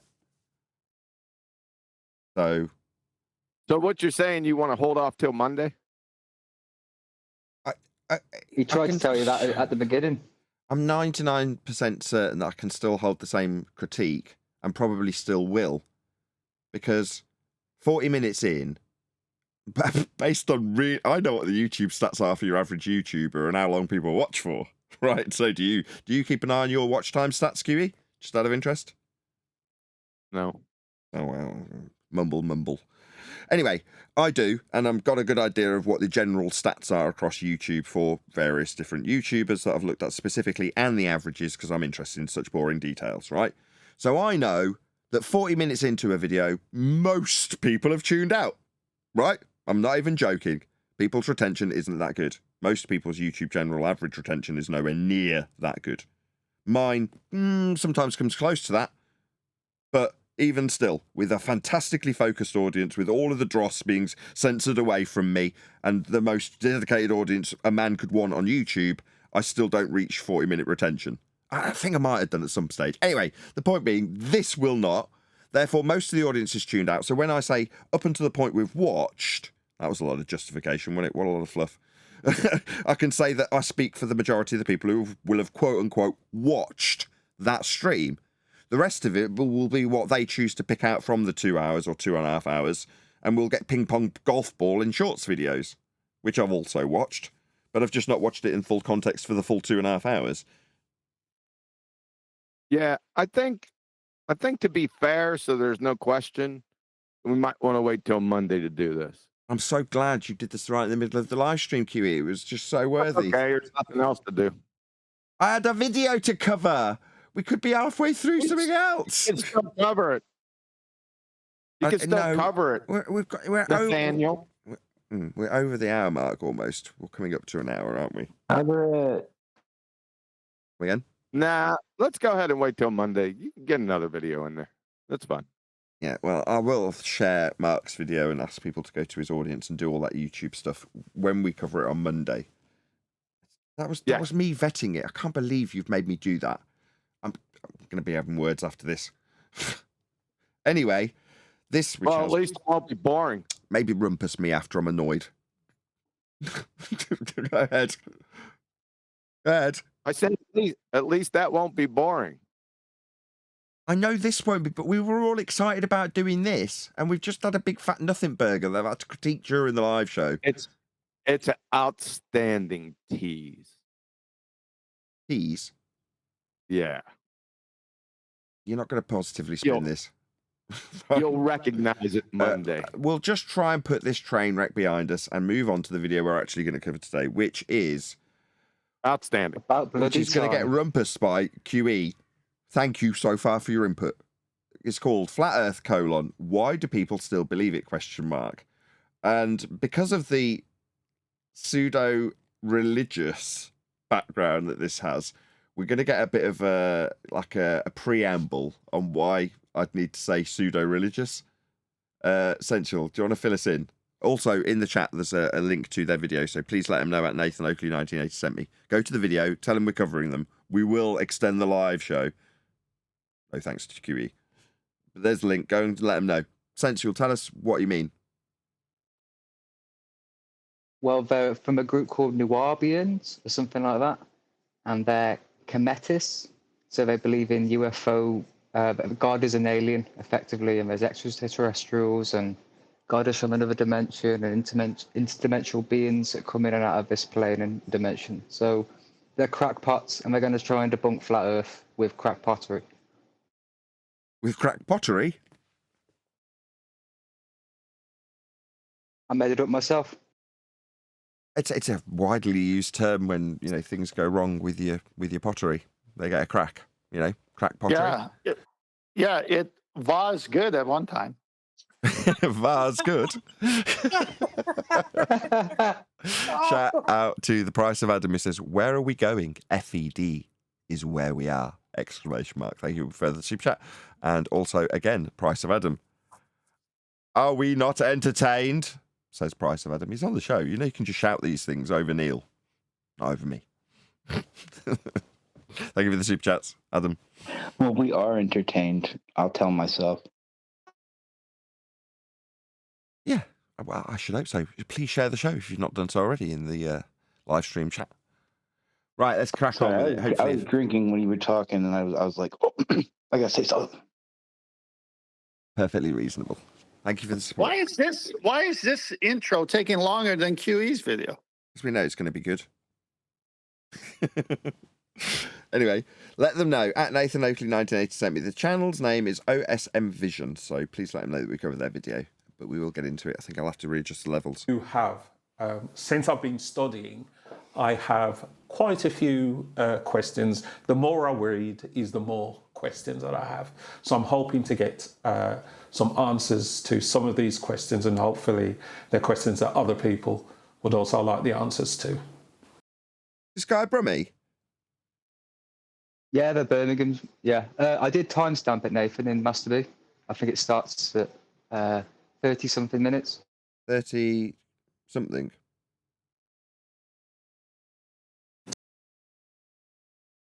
No, So what is ClickUp? ClickUp is an 30-something all-in-one minutes, so we'll have to endure the ad. But there we go. in anything related to your work. Etc. They say it's not here, it's in heaven. Another one confirmed place or somewhere else outside of it. Where we know 2730s that when they when you start read talking the about flat text. Earth.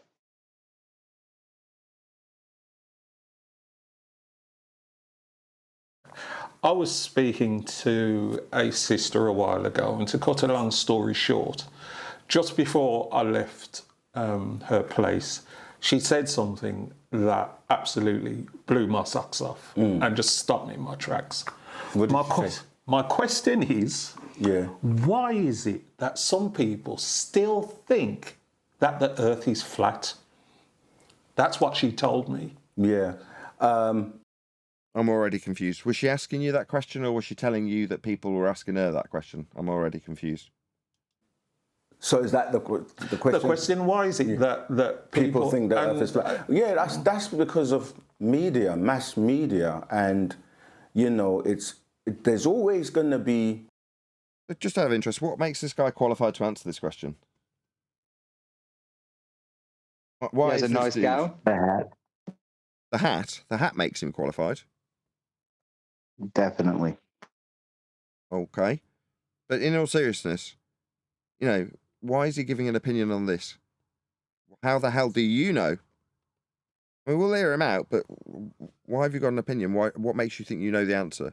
Why do people think, as you phrased it, the Earth is flat? Well, number one, Earth is flat. That's how it's measured. Those are facts. Now, if you knew that, you wouldn't be pondering why people think it's flat, because it is flat, and you'd know it also, based on the measurements of Earth. Now, further to that, we question why people believed Earth was a sphere, and then we found out exactly why. And how the Earth being measured flat was utilised to create the sphere that you two alien-believing Muppets believe in. So your numpty alien belief will be based on these flat Earth measurements to create a ball, to have a sky vacuum, for you to have a numpty alien belief in. Now, I know that because I've researched it. You have no place answering these questions. You have no idea why people think Earth is flat.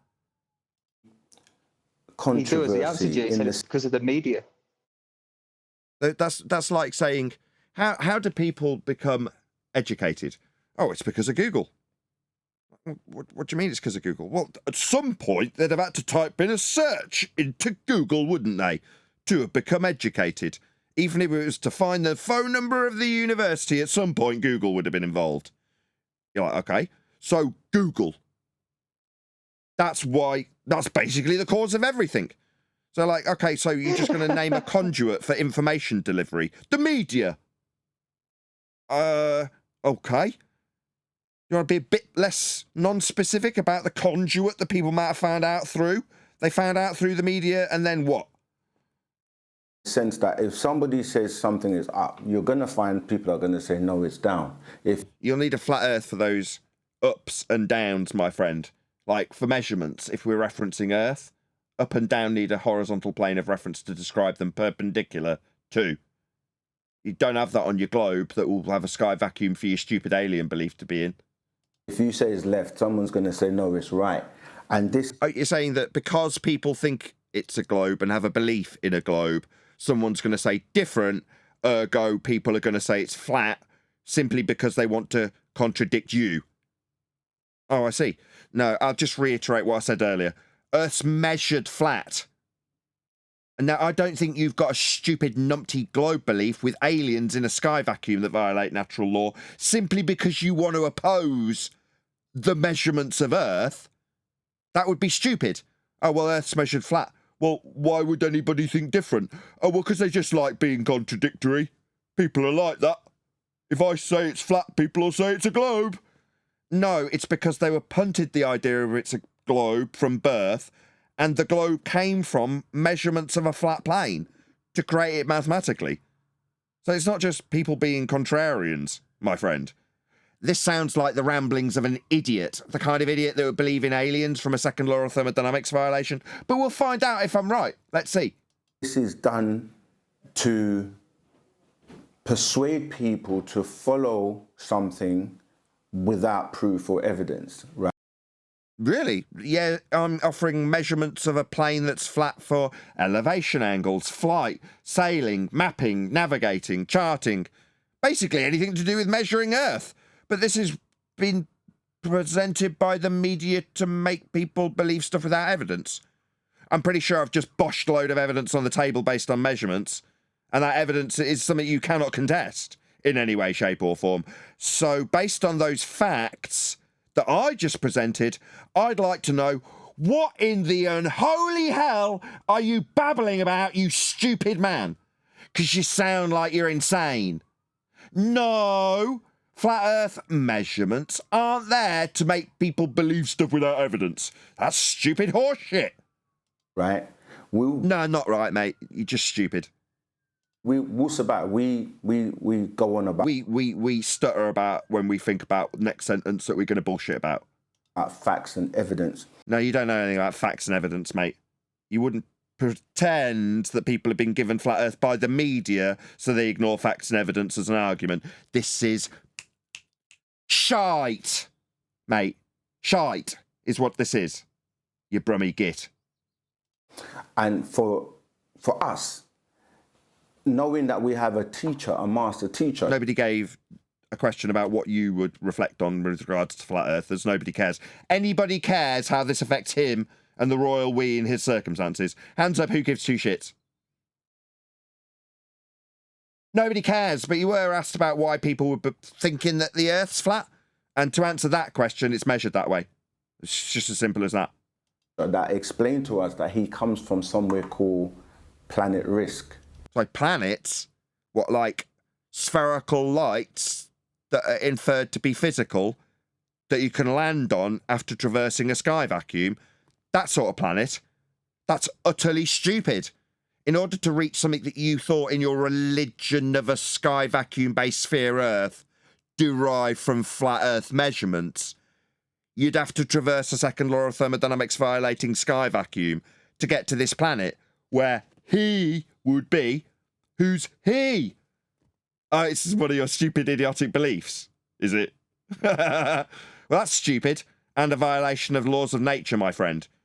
Notice these aren't beliefs without evidence. These are laws of nature that defy your stupid, nonsensical horseshit about planets where a he can be.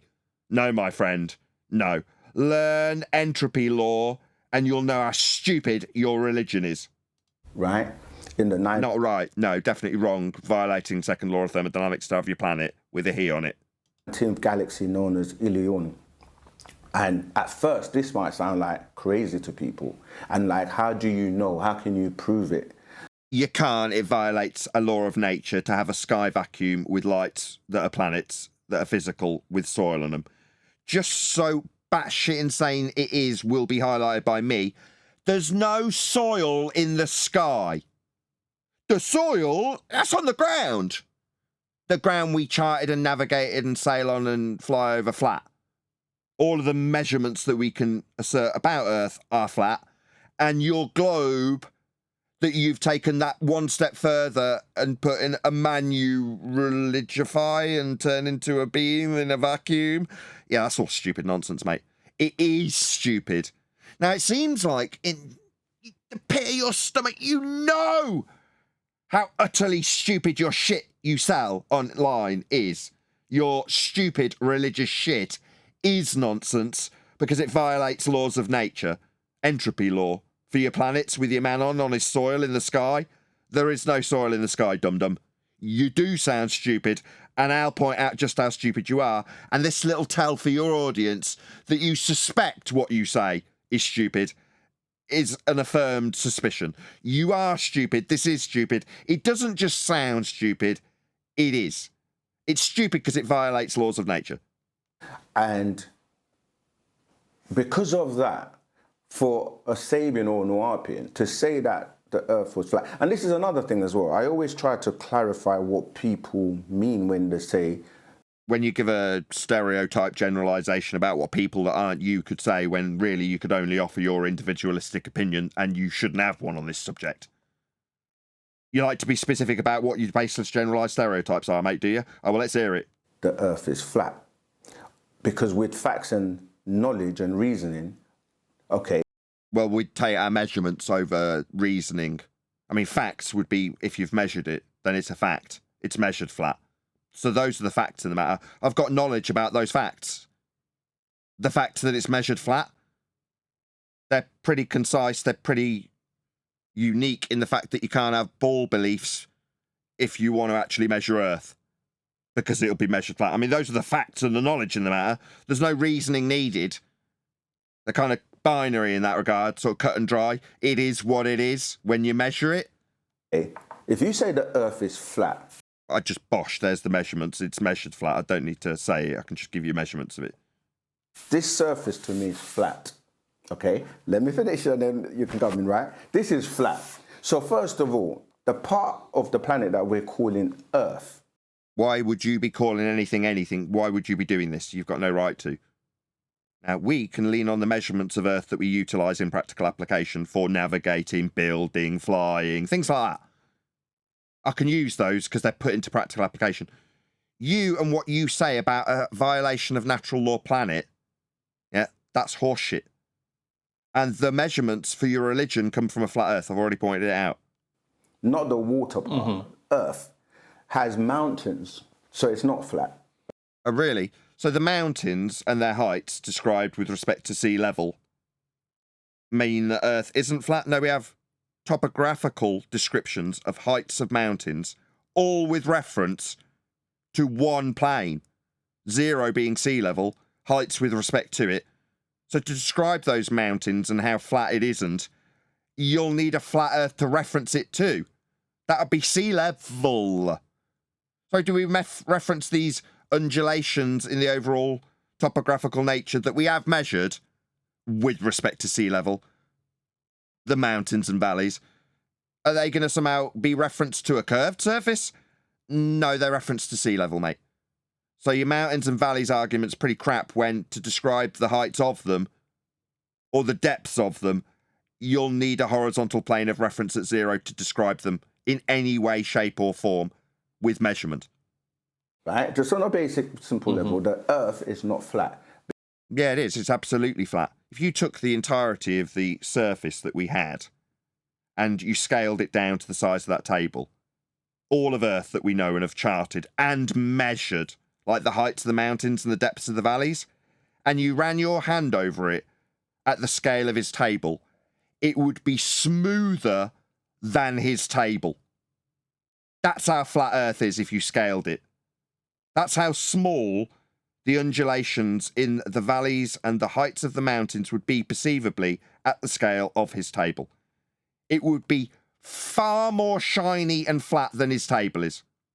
Because you have regions that are up and those that are down, and then some of the land goes into the waters. Not at the scale of your table, it wouldn't be perfectly flat on your table at that scale. There's so little difference across the vastness of the territory that we have mapped and charted that at the scale of your table, you wouldn't be able to feel anything.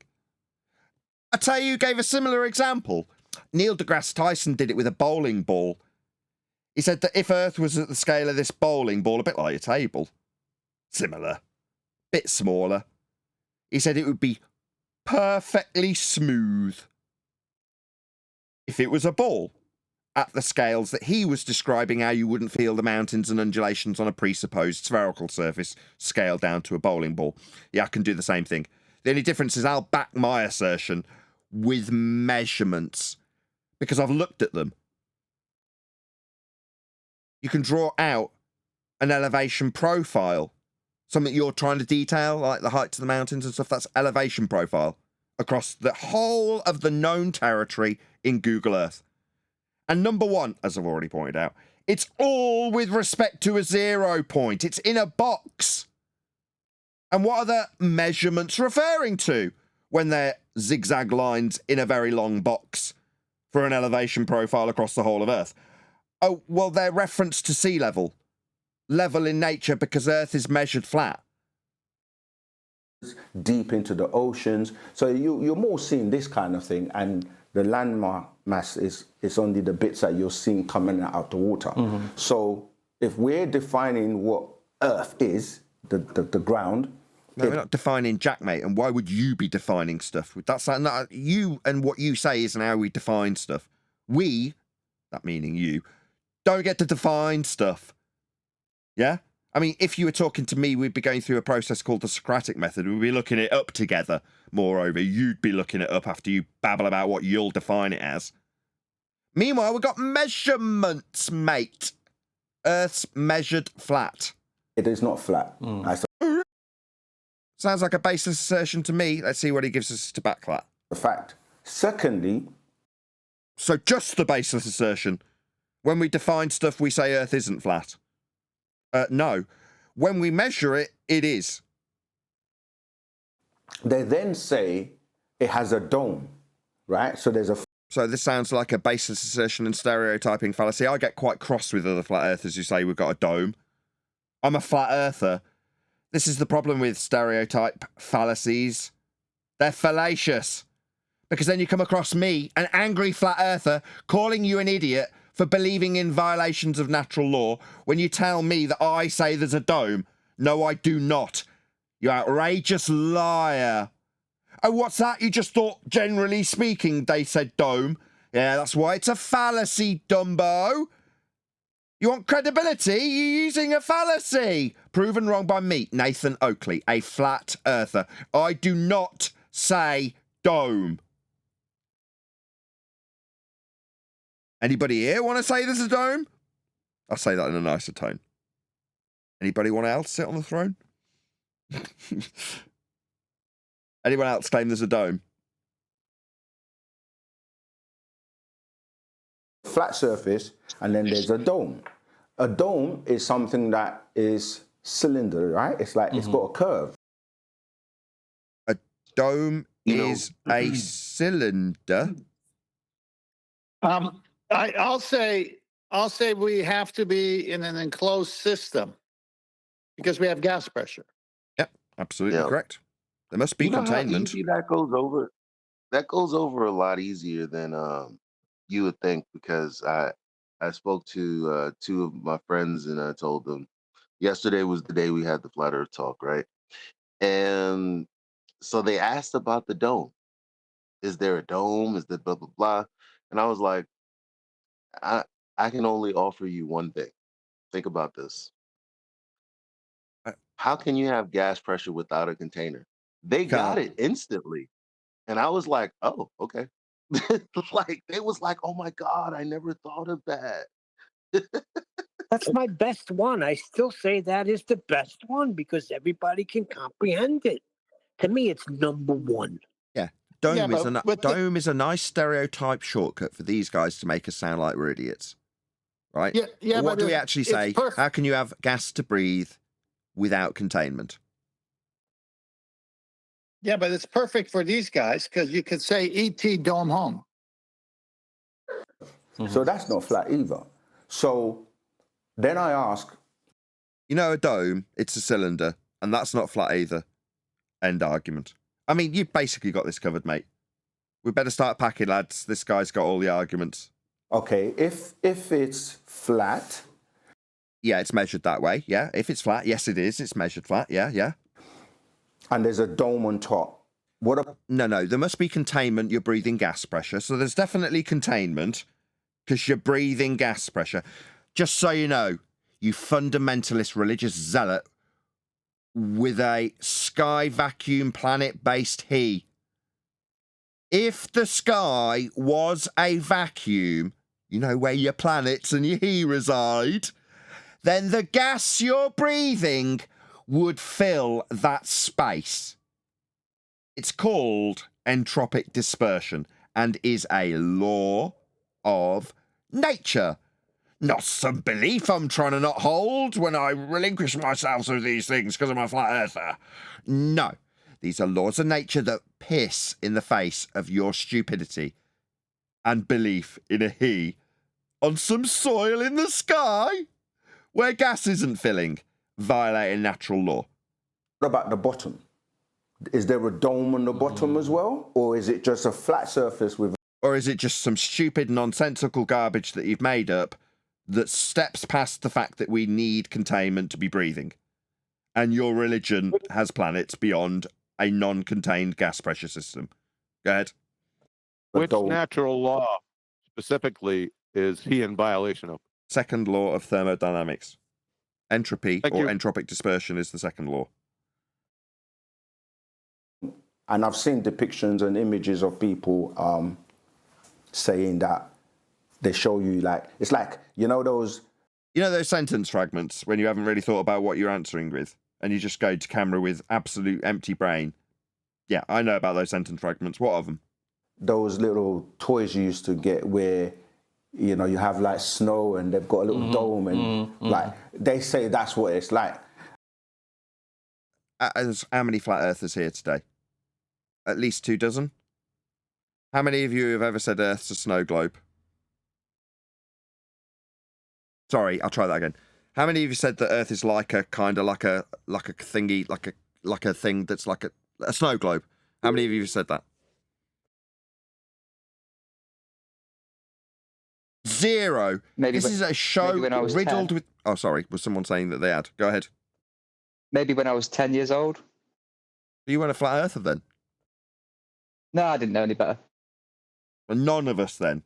So this is why stereotype fallacies will get you in trouble every time, mate. They're fallacious. Because somebody, in this case, not just one, a whole group of people will say, no, what we say is gas fills space. And then we cite the second law of thermodynamics. That's not me holding up a snow globe. And when I mentioned about the master teacher, Pana Babyanun, who is the most intelligent person I've ever come across on the planet right now. You're not on a planet. Your planet that you think you're on is derived from flat earth measurements. It's a belief. It's a religion. I mean, you've got a, spin-off religion from heliocentrism, but it is just that. It's like Scientology.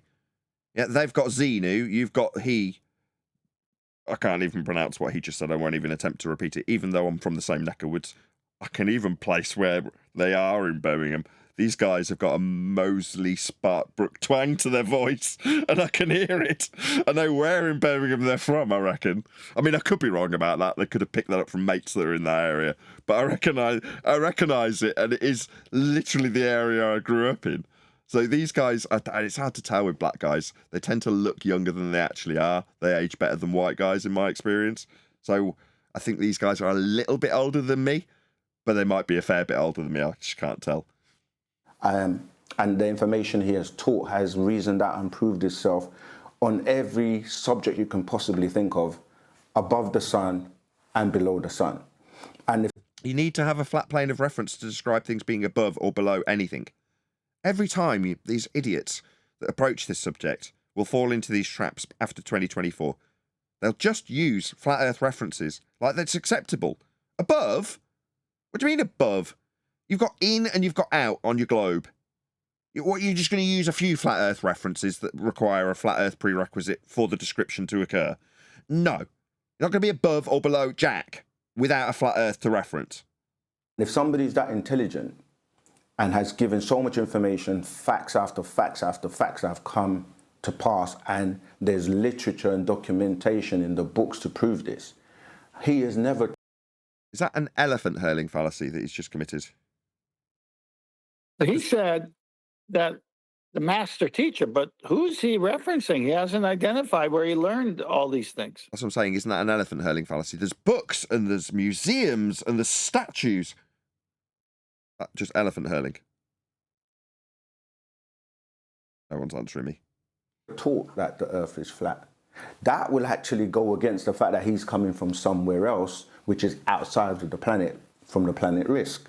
So just reasoning to me. What does the planet outside of the planet risk mean? What does that mean? No, I think he just identified who his master teacher is. It's some spiritual being that's talking to him that is outside of this planet to him. Yeah, he can use that terminology though, can't he? I think in and out is fine. Outside of is okay when he's using globe earth rhetoric and heliocentric religious terminology. I mean, obviously... No, that's not what I'm addressing. I'm addressing that I think he just identified his master teacher is an alien who speaks to him. Bilu. That happened in the past. I'm sorry. That happened in the past. The conjure of the nebular hypothesis, Emanuel Swedenborg. Who? That's where the nebular hypothesis came from. This is all new to me. Whoa, slow down. There's lots of new long words and people I've never heard of. This is great. Who are these people? What are you talking about? The Kent just said that this gentleman was referring to the spirit that he's talking to, and it seems to be out in outer space. That's how we got the nebular hypothesis. I did a presentation on Cathexis's channel many, many years ago. The nebular hypothesis, the one that Immanuel Kant and Laplace stole off of Edmund Halley at the University of Cambridge. You know, Halley of Halley's Comet fame. Yeah. Well, Edmund Halley got the story from Emanuel Swedenborg, and Emanuel Swedenborg got the nebular hypothesis by talking with spirits from the moon, Mars, Venus, and Jupiter. Oh my God. So it's like there's been other categories that are similar to Scientology that were spun off at a similar time. Wow. I had no idea. Nebulous hypothesis. It's not a hypothesis. Nebular hypothesis. Nebular hypothesis. It won't be a hypothesis, will it? No. This QE, that's the old. I remember talking to these people. Swedenborganism is their religion. Really? Yeah, back in the 70s. Oh my God. Yeah, they have a whole different view of Christ and I mean, they change everything, but it's called Swedenborganism now that you bring it up. Swedenborganism, the originator who got this from the moon. Well, I don't know all the details. All I know is when he said master teacher, I'm saying, well, who's he referring to? And then later he said, it's someone outside this planet. And then QE brought Swedenborg and that other thing, Nebular, which I can't remember anything about that. But then it's just, I said, wait a minute, I've talked to these people before. If you're going to be the originator of a crazy space cult, then how'd you say his name? Swedenborg. What? Swedenborganism. Swedenborgner. That's wicked. That's the kind of name you want. Eat your heart out, L. Ron Hubbard. You want Swedenborgner as your guru? That's miles better. Do you want to check that? Ironically, I ran into my video on it last night. It's. Would you like to review it?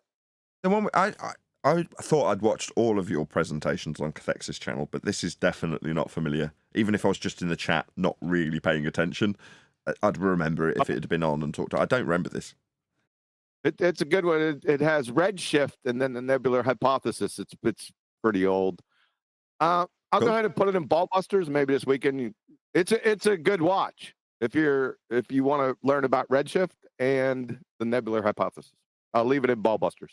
Cool. Yeah, I'll definitely check it out. And because I'd like to know what it is for a start, I'm not going to ask you now as you've been kind enough to present a video in. I can't believe I'm having to tuck tail and thank you for something I moaned at you for doing earlier.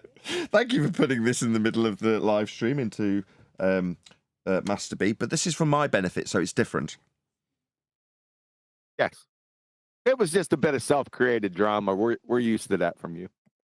Okay. I mean, this is good in a way because with this nebulous hypothesis and people talking about Xenu and Bibu and what was the other one that we had that was from the Spanish guys or the South American guys? Bilu, right? All these numpty beliefs in stuff that comes from sky vacuums, right? And it's great. It means I get to say there's no soil in the sky. If you think that the twinkling lights we call stars are actually resourceful places that you can mine and dig, and it's like you can't dig into the sky. If you think you can, you're just bonkers, right? It's silly.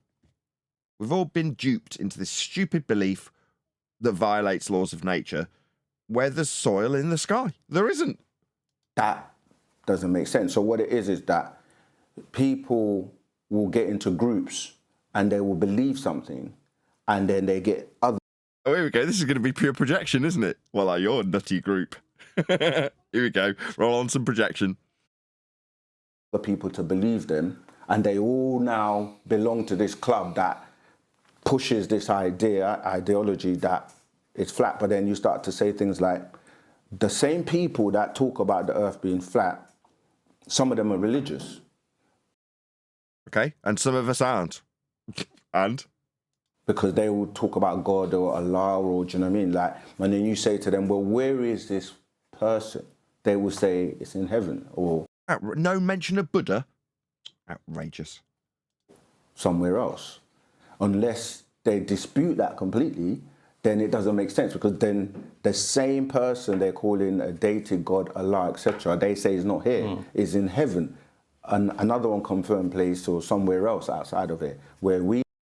So it's a Muslim heliocentric.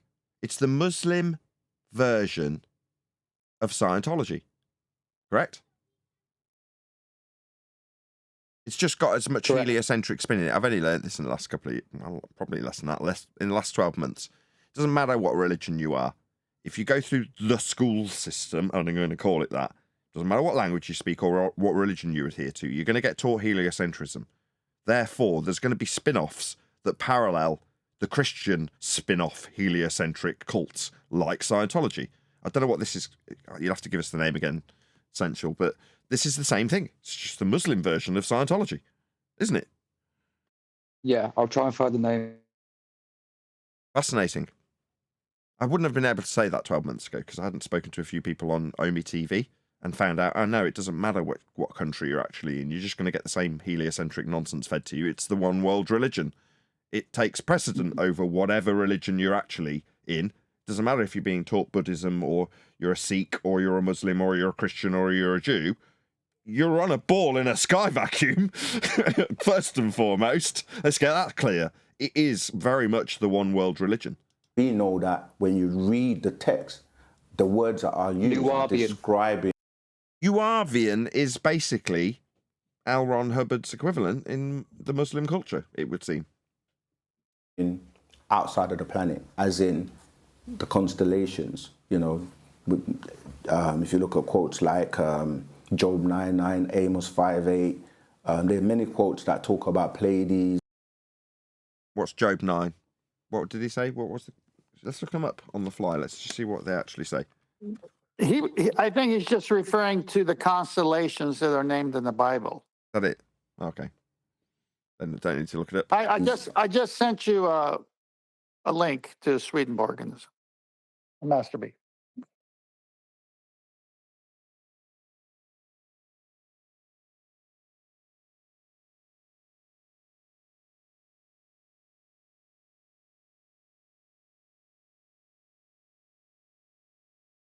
Thank you, 10th. Arcturus, Orion, Sirius, and this is all in the book. And these are constellations that you can look into the sky and see. So, and there are satellites. People use mobile phones.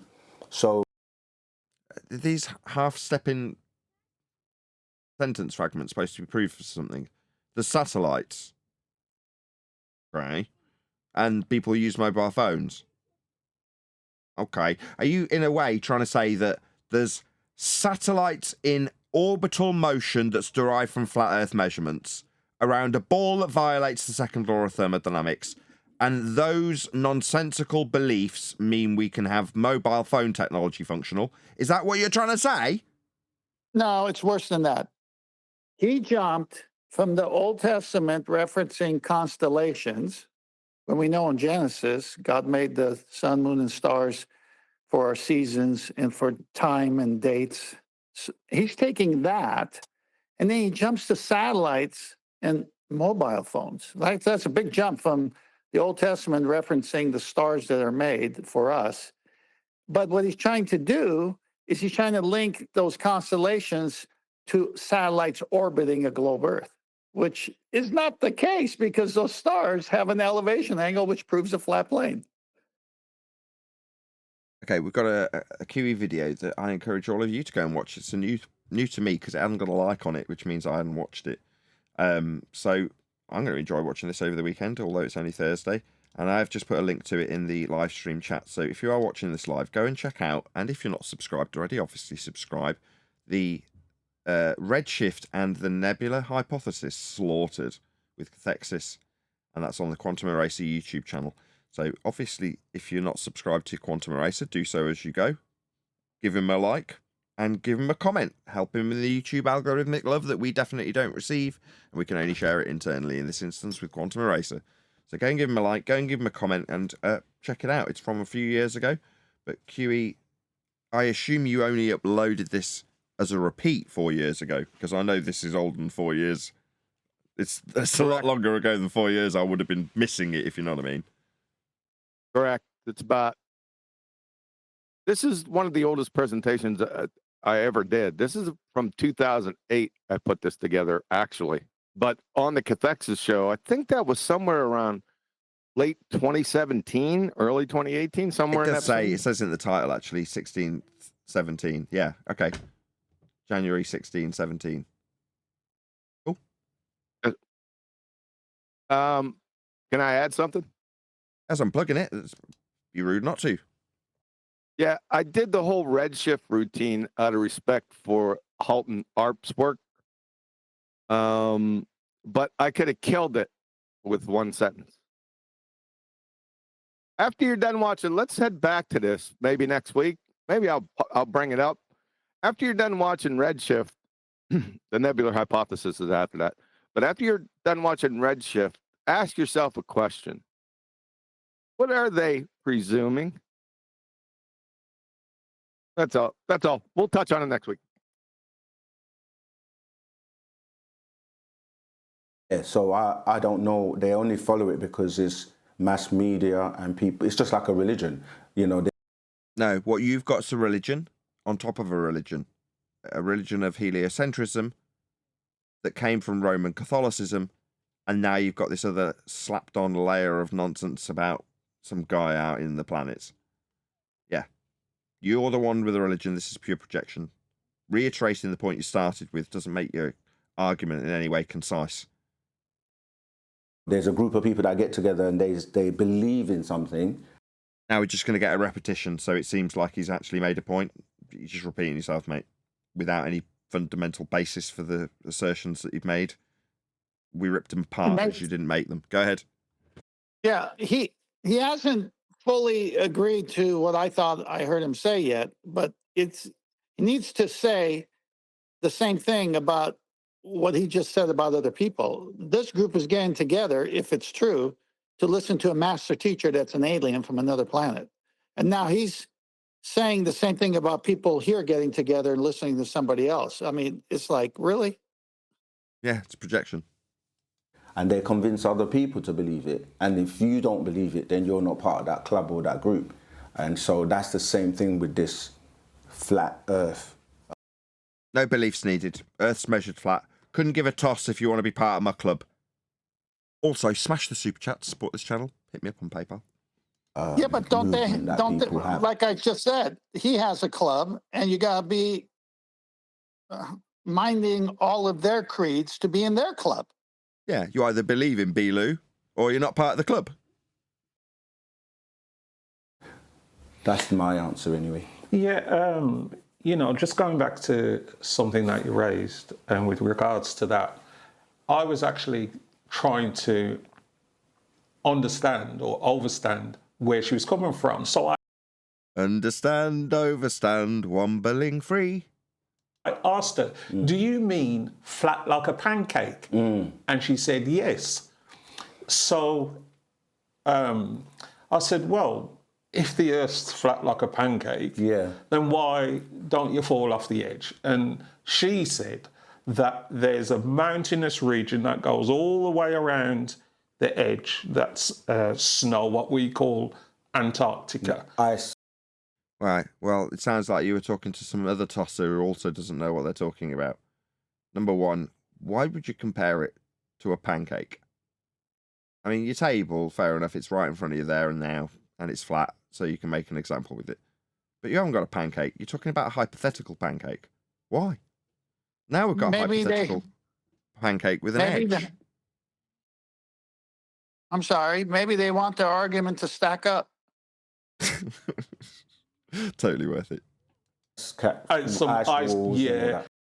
Yeah. And nobody can go beyond it. Yeah, I just did a little video for Taboo Conspiracy, and one thing I wanted to incorporate into the video that he's hopefully going to use in its entirety, it's only 3 minutes long, we'll see, is the fact that we don't need to argue speculatively about ice walls and stuff beyond the edges of the known territories. Because we've got known territories. How did we get known territories? Oh, we measured Earth flat. So this speculative horse shit needs to end right now. I'm sick of it. Idiots that this guy can make us sound like idiots with. I was talking to some woman. Where is she? Do we know this guy's not just making her up? I'm pretty sure he is. Nevertheless, let's just take it as he's not a bullshitter and he has actually spoken to him and she said, yeah, Earth's a pancake. All right, is it? Yeah, oh, why don't we fall off the edge of the pancake then, love? Oh, well, because we've got an ice wall. Oh, really? And did you ask her about whether or not she'd seen this ice wall? Because it's unnecessary to speculate about this stupid nonsense. When we've measured Earth flat to get to what we've already got, don't need to speculate about it. And if you want to hypothetically put people in a scenario where speculation's involved, take them back in time where we had maps with less on them. And then talk about celestial navigation and the expansion of the known territories with flat maps, flat angles, flat measurements, and then we got the territories we've got now. So that's an expansion that we know happened, and there's no arguing with. But yeah, we've got this idea that we as flat earthers have got this notion of speculation beyond the territories that we've actually charted. Why? Well, because it was put into the narrative by God knows who before we even got here. Ice walls and domes, falling off edges. It's all horse shit. None of us came up with this crap. It was preordained to be our rhetoric from the opposition being led by those who would not want us here. They have seeded these arguments. I don't know who they are, but we certainly haven't come up with this crap. It was already here when we got here.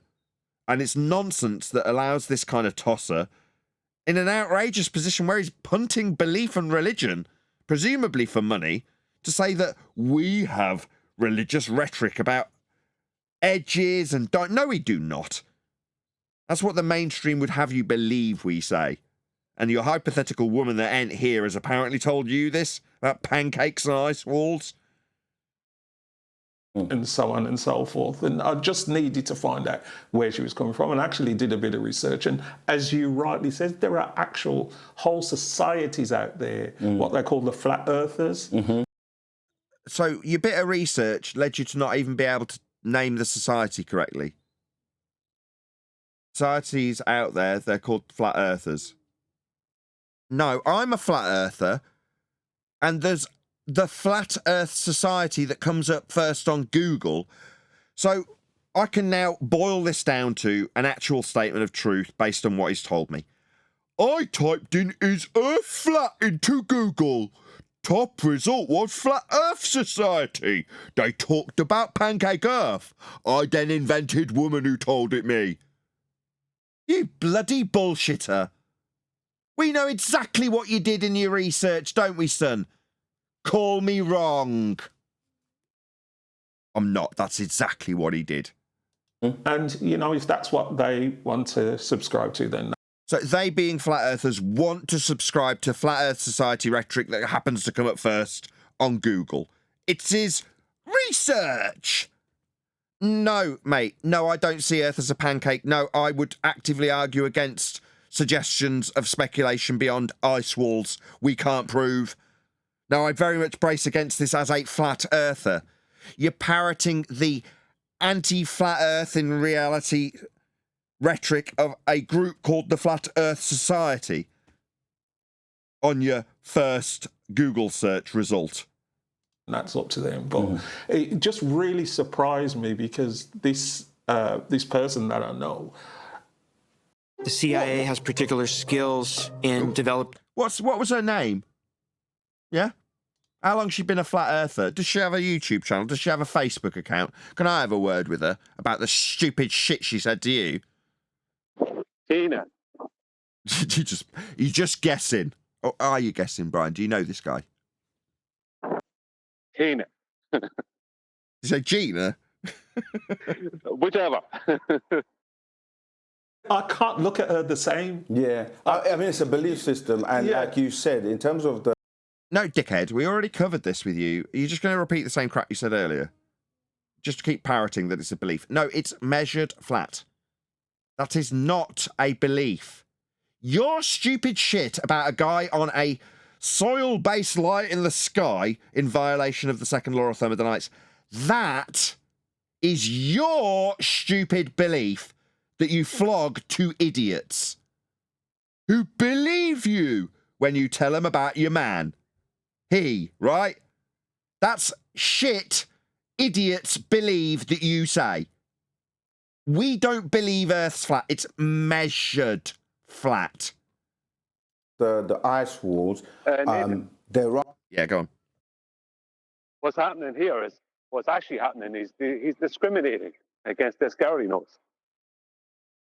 He just said, I can't look at her the same. Why not? Are you discriminating? It's probably Ginger. In which case, who could blame him? There are parts where you get to in the Antarctica that people are not allowed to go further. Mm-hmm. We're going to go to those parts that we can't go to. They're going to 24-hour stream it. Where we can't go in that. Mm-hmm. But for people to say, nobody's been beyond there, how do you know if you've never been beyond there? What we do know, as taught to us by... Who cares? In terms of whether or not Earth's flat, that's how it's mapped and charted. Partner Babyanon is that you have many entrances to the caverns inside the Earth. What caverns inside Earth exactly? Which there's a place known as Shambhala. There's a place called Shambhala inside Earth in the caverns, is there? Is this stupid shit you want people to believe? Pray tell?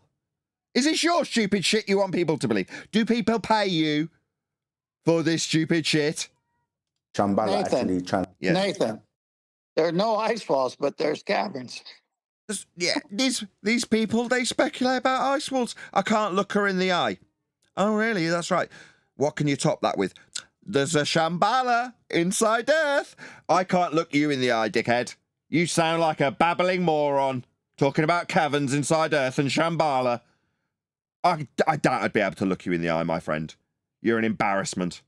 Translates as centered by Allah, and that there are many extraterrestrial beings that have been... Extraterrestrial, like, as in extra to the ground that we're standing on, as in on the bits of soil that are the extra terror in the second law of thermodynamics violation.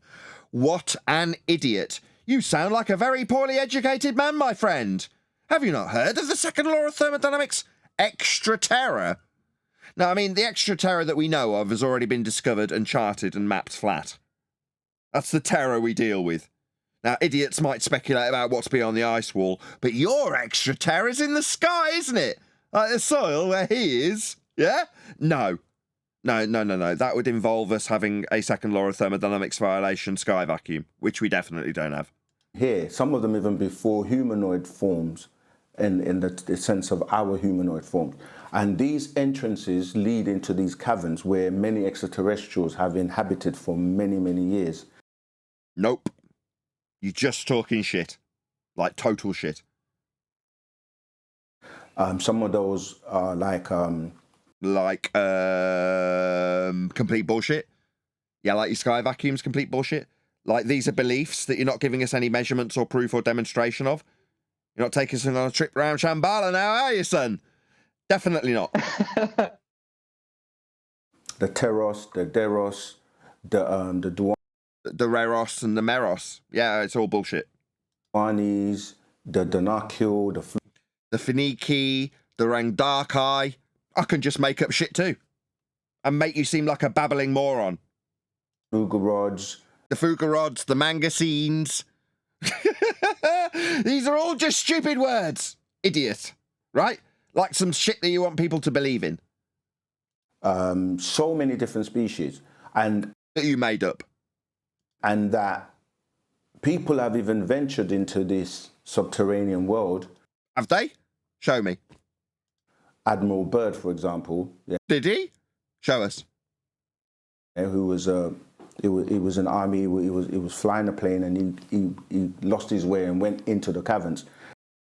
The story you think you want to recite to your audience is that he flew, lost his way, and went into Earth in the plane. Is that your story? There are many entrances. Some of them are like, you know, where the pyramids of Giza are, in South America, in different parts, and Antarctica as well. So the entrance to Shambhala is the pyramids. Prove it. The entrance to Shambhala is Antarctica. Prove it. Oh, is it? Do I have to take this on trust? I'd rather not take it on trust. Oh man, I spoke to this guy and he told me that Shambhala was, you know, inside Earth and the entrance was the pyramids. I can't look him in the eye anymore. I mean, this man's dead to me. He's just completely idiotic. When he spouted this shit, I hung my head in shame. Couldn't look him in the eye no more. So Nathan, and many people. Yes. Nathan, when he spoke to you, did it blow your socks off? See crafts come and go into the seas and go into the subterranean world. No, you're thinking of Thunderbird 3. And so, obviously, some of these extraterrestrials have made pacts, agreements, and treaties with world governments. Really? Show me one. To remain anonymous. Really? Show us them. Show us the treaties from the aliens that wanted to keep them anonymous. I think you're thinking of Men in Black. And they coexist and live. So no, you're definitely thinking of Men in Black. They're guarded. These entrances are guarded, and certain like special weapons that they get from like MI5 style, very clean looking, lots of glass with all these futuristic weapons in it, like those guards. This is Men in Black. Walls or, you know what I mean, blockages are there to prevent people going, because obviously if people were to really, and it's starting to happen anyway, many people are sighting extraterrestrials, many people are sighting crafts going in. No worries. So what you're leaning on is the wankers who set up little models and toys to peek over windows and film them in very blurry crapovision. You're saying that you're going to lean on them as your evidence. I mean, it's almost as good as my standard of mapping, charting, measuring, flying across, sailing across, building upon Earth flat, with measurements to do all of the above. This shit is almost as good as that standard. What's that, sir? I've got a belief. Oh, really? I'm thinking this garbage is just beliefs that you hold. Into the water, coming out of the water. And so, yes, if a lid has been kept under it for so many years. Because you've blown it wide open and you've got all of these treaties and documents to prove the shit that you just peddled. Based on faith. And recently, you know, disclosure and certain things are starting. Recent disclosure? Show. What's been disclosed, I ask? Yeah, nothing's been disclosed. This man is full of shit. Total shit. Now, based on the fact he's just said there's been all sorts of disclosures, unless he presents something in the next 30 seconds, I'm just going to call him a liar. Starting to talk about, they call them UAPs, unidentified aerial phenomenon, and aerial phenomenon. Okay. Before it was UFOs, unidentified flying objects. People have seen many types of beings. Oh, Sasquatch, this is another one, which is known as Bigfoot. People have seen. Have they? People have seen Sasquatch / Bigfoot. That's your evidence. What's next? What's the next standard that you will lean into to affirm your shite you expect your audience to believe? Let's get it absolutely pegged down what you're asking for. You're asking for our faith in this shit you speak of. In this case, Bigfoot. Okie dokie. You know, there are many, many, many incidences around the world globally by different cultures. We're not on a globe. Earth's measured flat. Your globe faith that you were unaware of, presumably till you watch this, after my audience suggests that you should come and review us ripping you a new one based on your faith-based nonsense that you're peddling to your audience. You were presumably unaware that your globe faith came from flat Earth measurements. It's just another layer to your stupid beliefs that you peddle here on YouTube and various other places in Brumland. So there's a link to these guys' channel. I'm going to round it out now. I'm kind of getting a bit sick of them, to be honest. OSM Vision is the name of the videographer. Flat Earth, why do people still believe it? Question mark is the name of the video. Please let them know. At Nathan Oakley 1980 sent me with a polite comment that helps them along the way in the YouTube algorithm. Doesn't get immediately deleted by the YouTube bots and hopefully isn't offensive enough for them to want to remove it. But simply alludes to the fact that at Nathan Oakley 1980 sent you to leave a comment and that we responded to their video. Pointed out the inaccuracies and projection that they have utilised during their video. That is to say, suggest that we have beliefs. Correct that garbage by pointing out the facts of the measurements that Earth is utilising daily. And the projection of their beliefs that they've been peddling, presumably for some time, to an unsuspecting audience of idiots who take them at their word when they talk about Sasquatch. Anyway, let them know at Nathan Oakley 1980 sent me. There's a link going by in the live stream chat as we speak. Any further comments from the YouTube panel or anybody else who's in Discord that want to pipe up about what we've just been covering? Yeah. I have something to say after that. Go on. Okay, mine's quick. You forgot to nail them on the projection of when they said flat Earth edge, when that's their weakest point of their argument, they have to have the edge. Yeah, Black Swan on screen now. If the Earth was a sphere with a radius of 3959 miles, as is believed by them in their expanded religion, then every distance to the horizon could be no more than 1.2 times the square root of the observer's height feet. Distance to horizon in the image on screen now is beyond the geometric limitations of a sphere, radius 3959. Therefore, the Earth is not a sphere. The horizon is not Earth curve. On screen now. Black Swan. Any other comments, Brian? Go ahead. Yeah, you know this thing where they changed the term UFO to UAP, right? Yeah.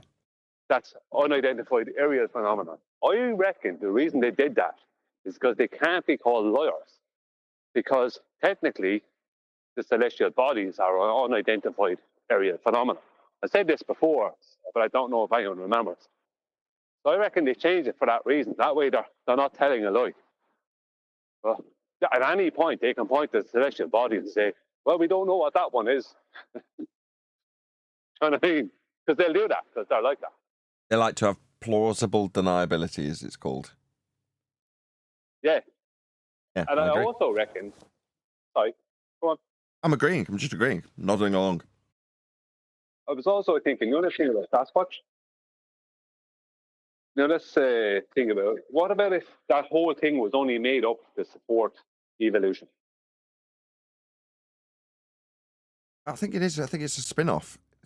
I think it's not there to support it. It's been naturally spun off from the idea we have evolution, Big Bang. We were talking about redshift earlier. But all of those things kind of flow into these ideas, I would say, as opposed to someone's come along and gone, how can I bolster evolution? I mean, it might be right. I don't know. I'm just speculating also, aren't I? Any more for any more? Well, if you're going to put a foot in your mouth, it might as well be a Bigfoot. Well, you'll have to Sasquatch their video if you want to see any more from it. And indeed QE's video that was shared earlier. Very good. Very good. Anyway, with that, I'll say if you are watching this on either Nathan Oakley 1980 or Nathan Oakley premiering streams, then stay tuned as there will be an after show to follow. Done, or is there an after show? No, there's an after show. Everyone's bidding you goodbye. No, just ended the live show. God, you're a bit out of touch, man. No, I know that. Yeah, I'll have a short after show.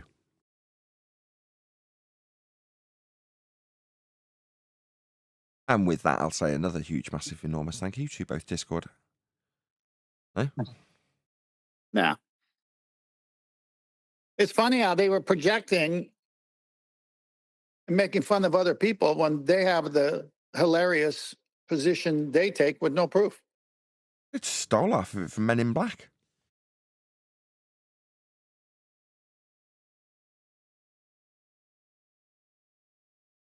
A person is smart. People are dumb. Dumb, crazy, irrational. It's that park bench scene with Will Smith and his name. Tommy Lee Jones. Tommy Lee Jones, yeah.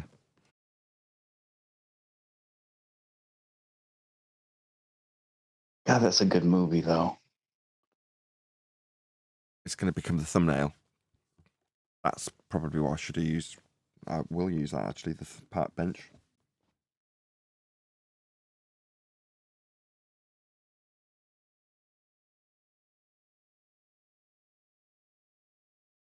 What's the other guy's name? Will Smith and who?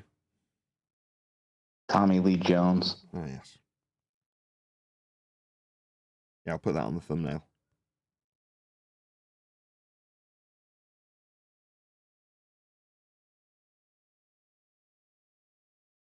So I sent you, or I posted on Master B, the Three Dog Night group. They have a song called Shambhala. Yeah, I'm familiar with Shambhala. No, I know you are. It just, so many things clicked because Swedenborganism, Shambhala, and Three Dog Night all together. Well, Swedenborganism's still a new one on me, I'm afraid. But I'm going to read that article you sent. Oh, no, they exist, trust me. I wasn't questioning it. There's Eckankart, there's Swedenborganism, obviously Jalkenheathenism, Rongenfuganism. There's loads of them. Arthur C. Clarke with his Scientology book, Dianetics, same thing. Yep. They're all spin-offs of heliocentrism. It's nuts. Yeah, but I was told by my Roman Catholic cousin that that's a book I should read, Dianetics.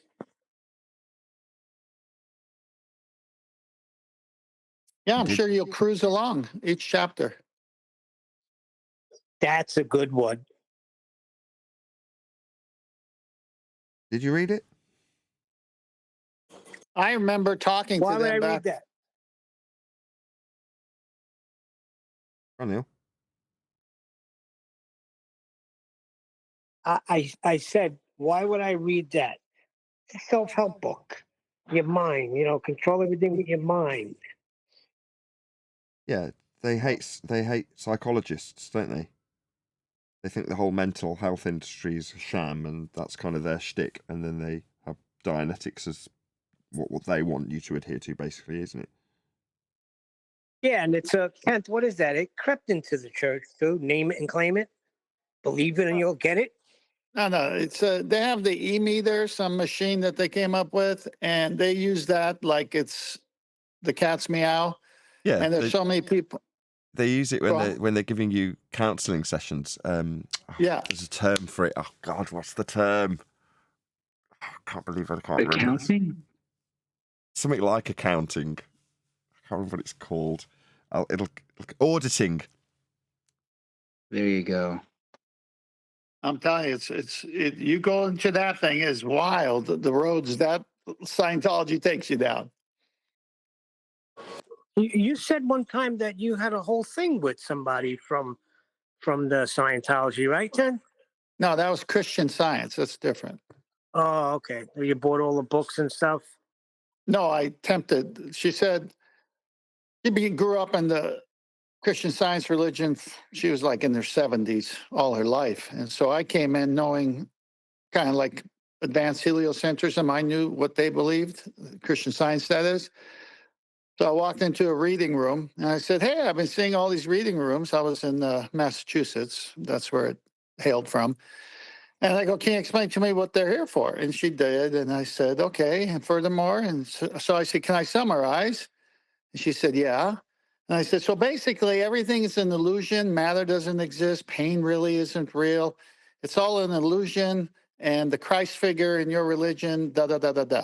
And she goes, yeah, I've never had anyone get it so fast. I said, fantastic. I go, so which books do you recommend from Mary Baker Eddy I should get to further my knowledge? And so she goes, oh, over there on the back shelf is her whole writings. And I go, should I get the leather bound or the hardback? She goes, well, if you could afford it, get the leather bound. I said, great. I grabbed them all, stacked them up, and I started walking towards her at the cash register, but I made a quick left towards the front door. And she goes, wait a minute, you got to pay for that. I go, pay for what? It doesn't exist. I love it. That's a good one. Nice. Well, she started crying. I mean, I felt a little bit bad, but it was really good moment because I said, so didn't you just tell me none of this exists, but you'll get fired if I take something that doesn't exist? And you told me I had already arrived at a higher level by understanding this, but you haven't, and you've been in the religion all these years? And I was able to preach to her the good news of Jesus Christ, prayed with her and left her. With the books, which you sold on eBay at a great profit. Wonderful story. Yeah, because I can't steal, but I wanted to be a learning, like a teaching lesson for her that, yeah, pain exists, matter exists. I knocked on the counter. I go, hear that sound? That's my knuckles hitting wood. You're telling me it doesn't exist, and you let someone trick you into thinking that doesn't exist, and sickness and illness doesn't exist? Yeah. Well, it might seem weird, but there's no difference between people who are indoctrinated into Scientology and people generally. What's the difference? Got exactly the same religion, haven't they? The fact that there's a slight variation in it in Scientology. So what? Still exactly the same religion. Well, they make it out as if the Scientologists type people are the kooky ones, when what they're promoting is the same thing. It's just that because it's more accepted. So the only difference is one is more accepted than the other. That's the only difference. Brian, maybe it's below them. Say that again, Ken? So that was a high level pun there, because I kept hearing you guys say below from some show you listened to. And I just said, maybe that's because it's below them. Or below. It's very much below them. Oh, it's an Irish accent. Below them. I get it. Talking about these things now. So yes, that is one explanation of people not being allowed to go beyond certain places. Even Hitler was obviously very active in the Antarctica, as you know, and he... Oh my God.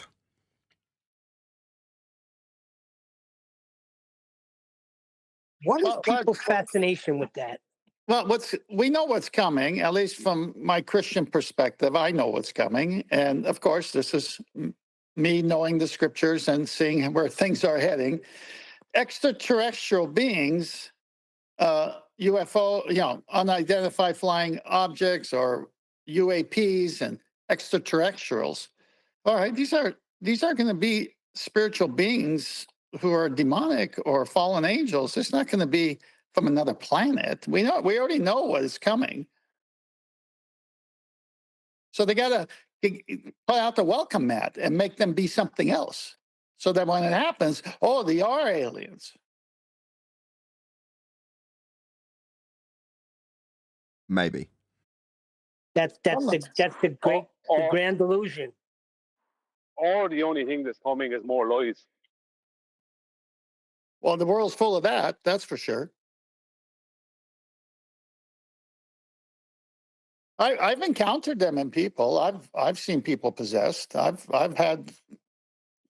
I know they exist. They're afraid of Christians. They're afraid of Christ. But man, they go nuts the minute you say Jesus Christ to them. I've never seen people behave that way until you do that, and then you say, "Oh my gosh, there's power in that name." Yeah, we talked about that the other day with the pigs that asked the Lord to send them into the swine, the demons that were cast out of the maniac that would hurt himself, and sometimes other people. They want to be embodied by something. I don't know, but I think that's how we got deviled ham sandwiches. they requested to go into the swine. That would have had me fall to my knees if I saw 2,000 pigs run into a freaking river and drown themselves. Oh, they did But fall to instead- their knees. They did fall to the. They asked them to leave. Get yeah, out of they asked here. them to leave. I'd be like, "Can you stay?"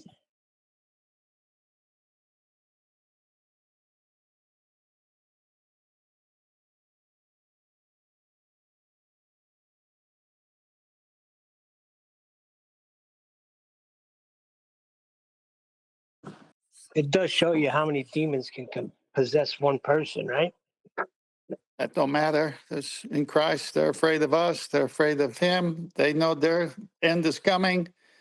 But I totally see, from my perspective, understanding the scripture, how this is going to be set up. It's that these demons are going to be identified as extraterrestrial beings.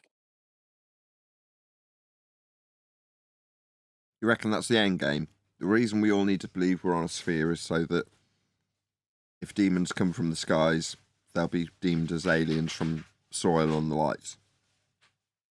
Well, if you go to Genesis 6, 1 through 4, the angels came and cohabitated with women and created the Nephilim. And then God said, I'm done with you, and flooded, and, you know, all this kind of stuff happened to get rid of it because they were trying to pollute the DNA. So if it's happened once before and God had to restart everything, then it can happen again, but with a different storyline, for lack of a better word. But, you know, people are wanting, desiring to meet a friendly extraterrestrial beings who are smarter than us, who can give us technology. Oh, how similar that is to the angels coming down and showing men the art of war, how to make weapons, how to do technology back in those days.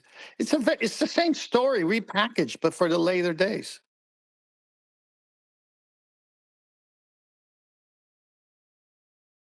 Maybe we will see. Yeah, no, if it happens, I already know what it is, because the world will proclaim it to be that. And I'll say, no, they're not. They're just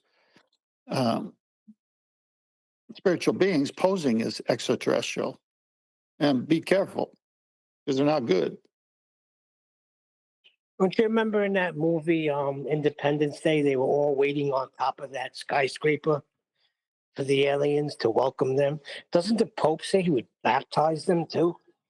Yeah, not that Pope. He's a Marxist Pope to begin with, and got crazy doctrine. I don't even know. I wouldn't trust that, and they tell you, as being a definite of anything. They're just BSers.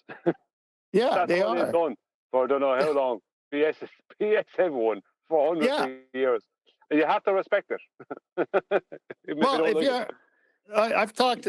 It is. It's a bunch of BS. It's like, okay, show me that in the Bible. Well, they can't. But then I could show them in the Bible where it's a deception, and they say, "Oh, no, it's not that." I go, "Well, I'm able to show you a deception. You can't show me your claim." So it's like, all right, fine, good talking to you. Bye. See, that's troubling, because we can show them in the Bible where it's not a globe, but it's not enough for them. They just ignore it. And yet, Danny Faulkner telling you that, well, God would have caused the earth to stop rotating. Well, he violates Joshua 10, because Joshua 10 clearly says that Joshua commanded the sun and moon to stop. And so he actually sinned by changing the word of God to fit his NASA belief. That's back in a minute, Keith.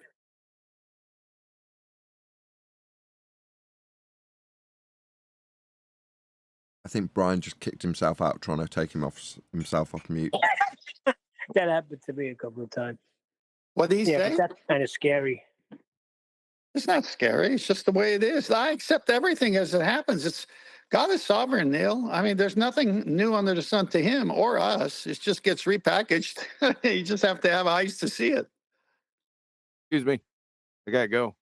So to my American brethren, happy Thanksgiving, happy Turkey Day. To all the rest, get stuffed.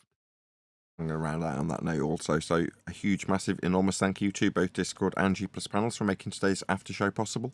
And of course, a massive thank you to all of you for liking, commenting, sharing, subscribing, joining as a Nathan Oakley 1980 channel member and all that good stuff. I've been Nathan Oakley, and I will see you all in the next video.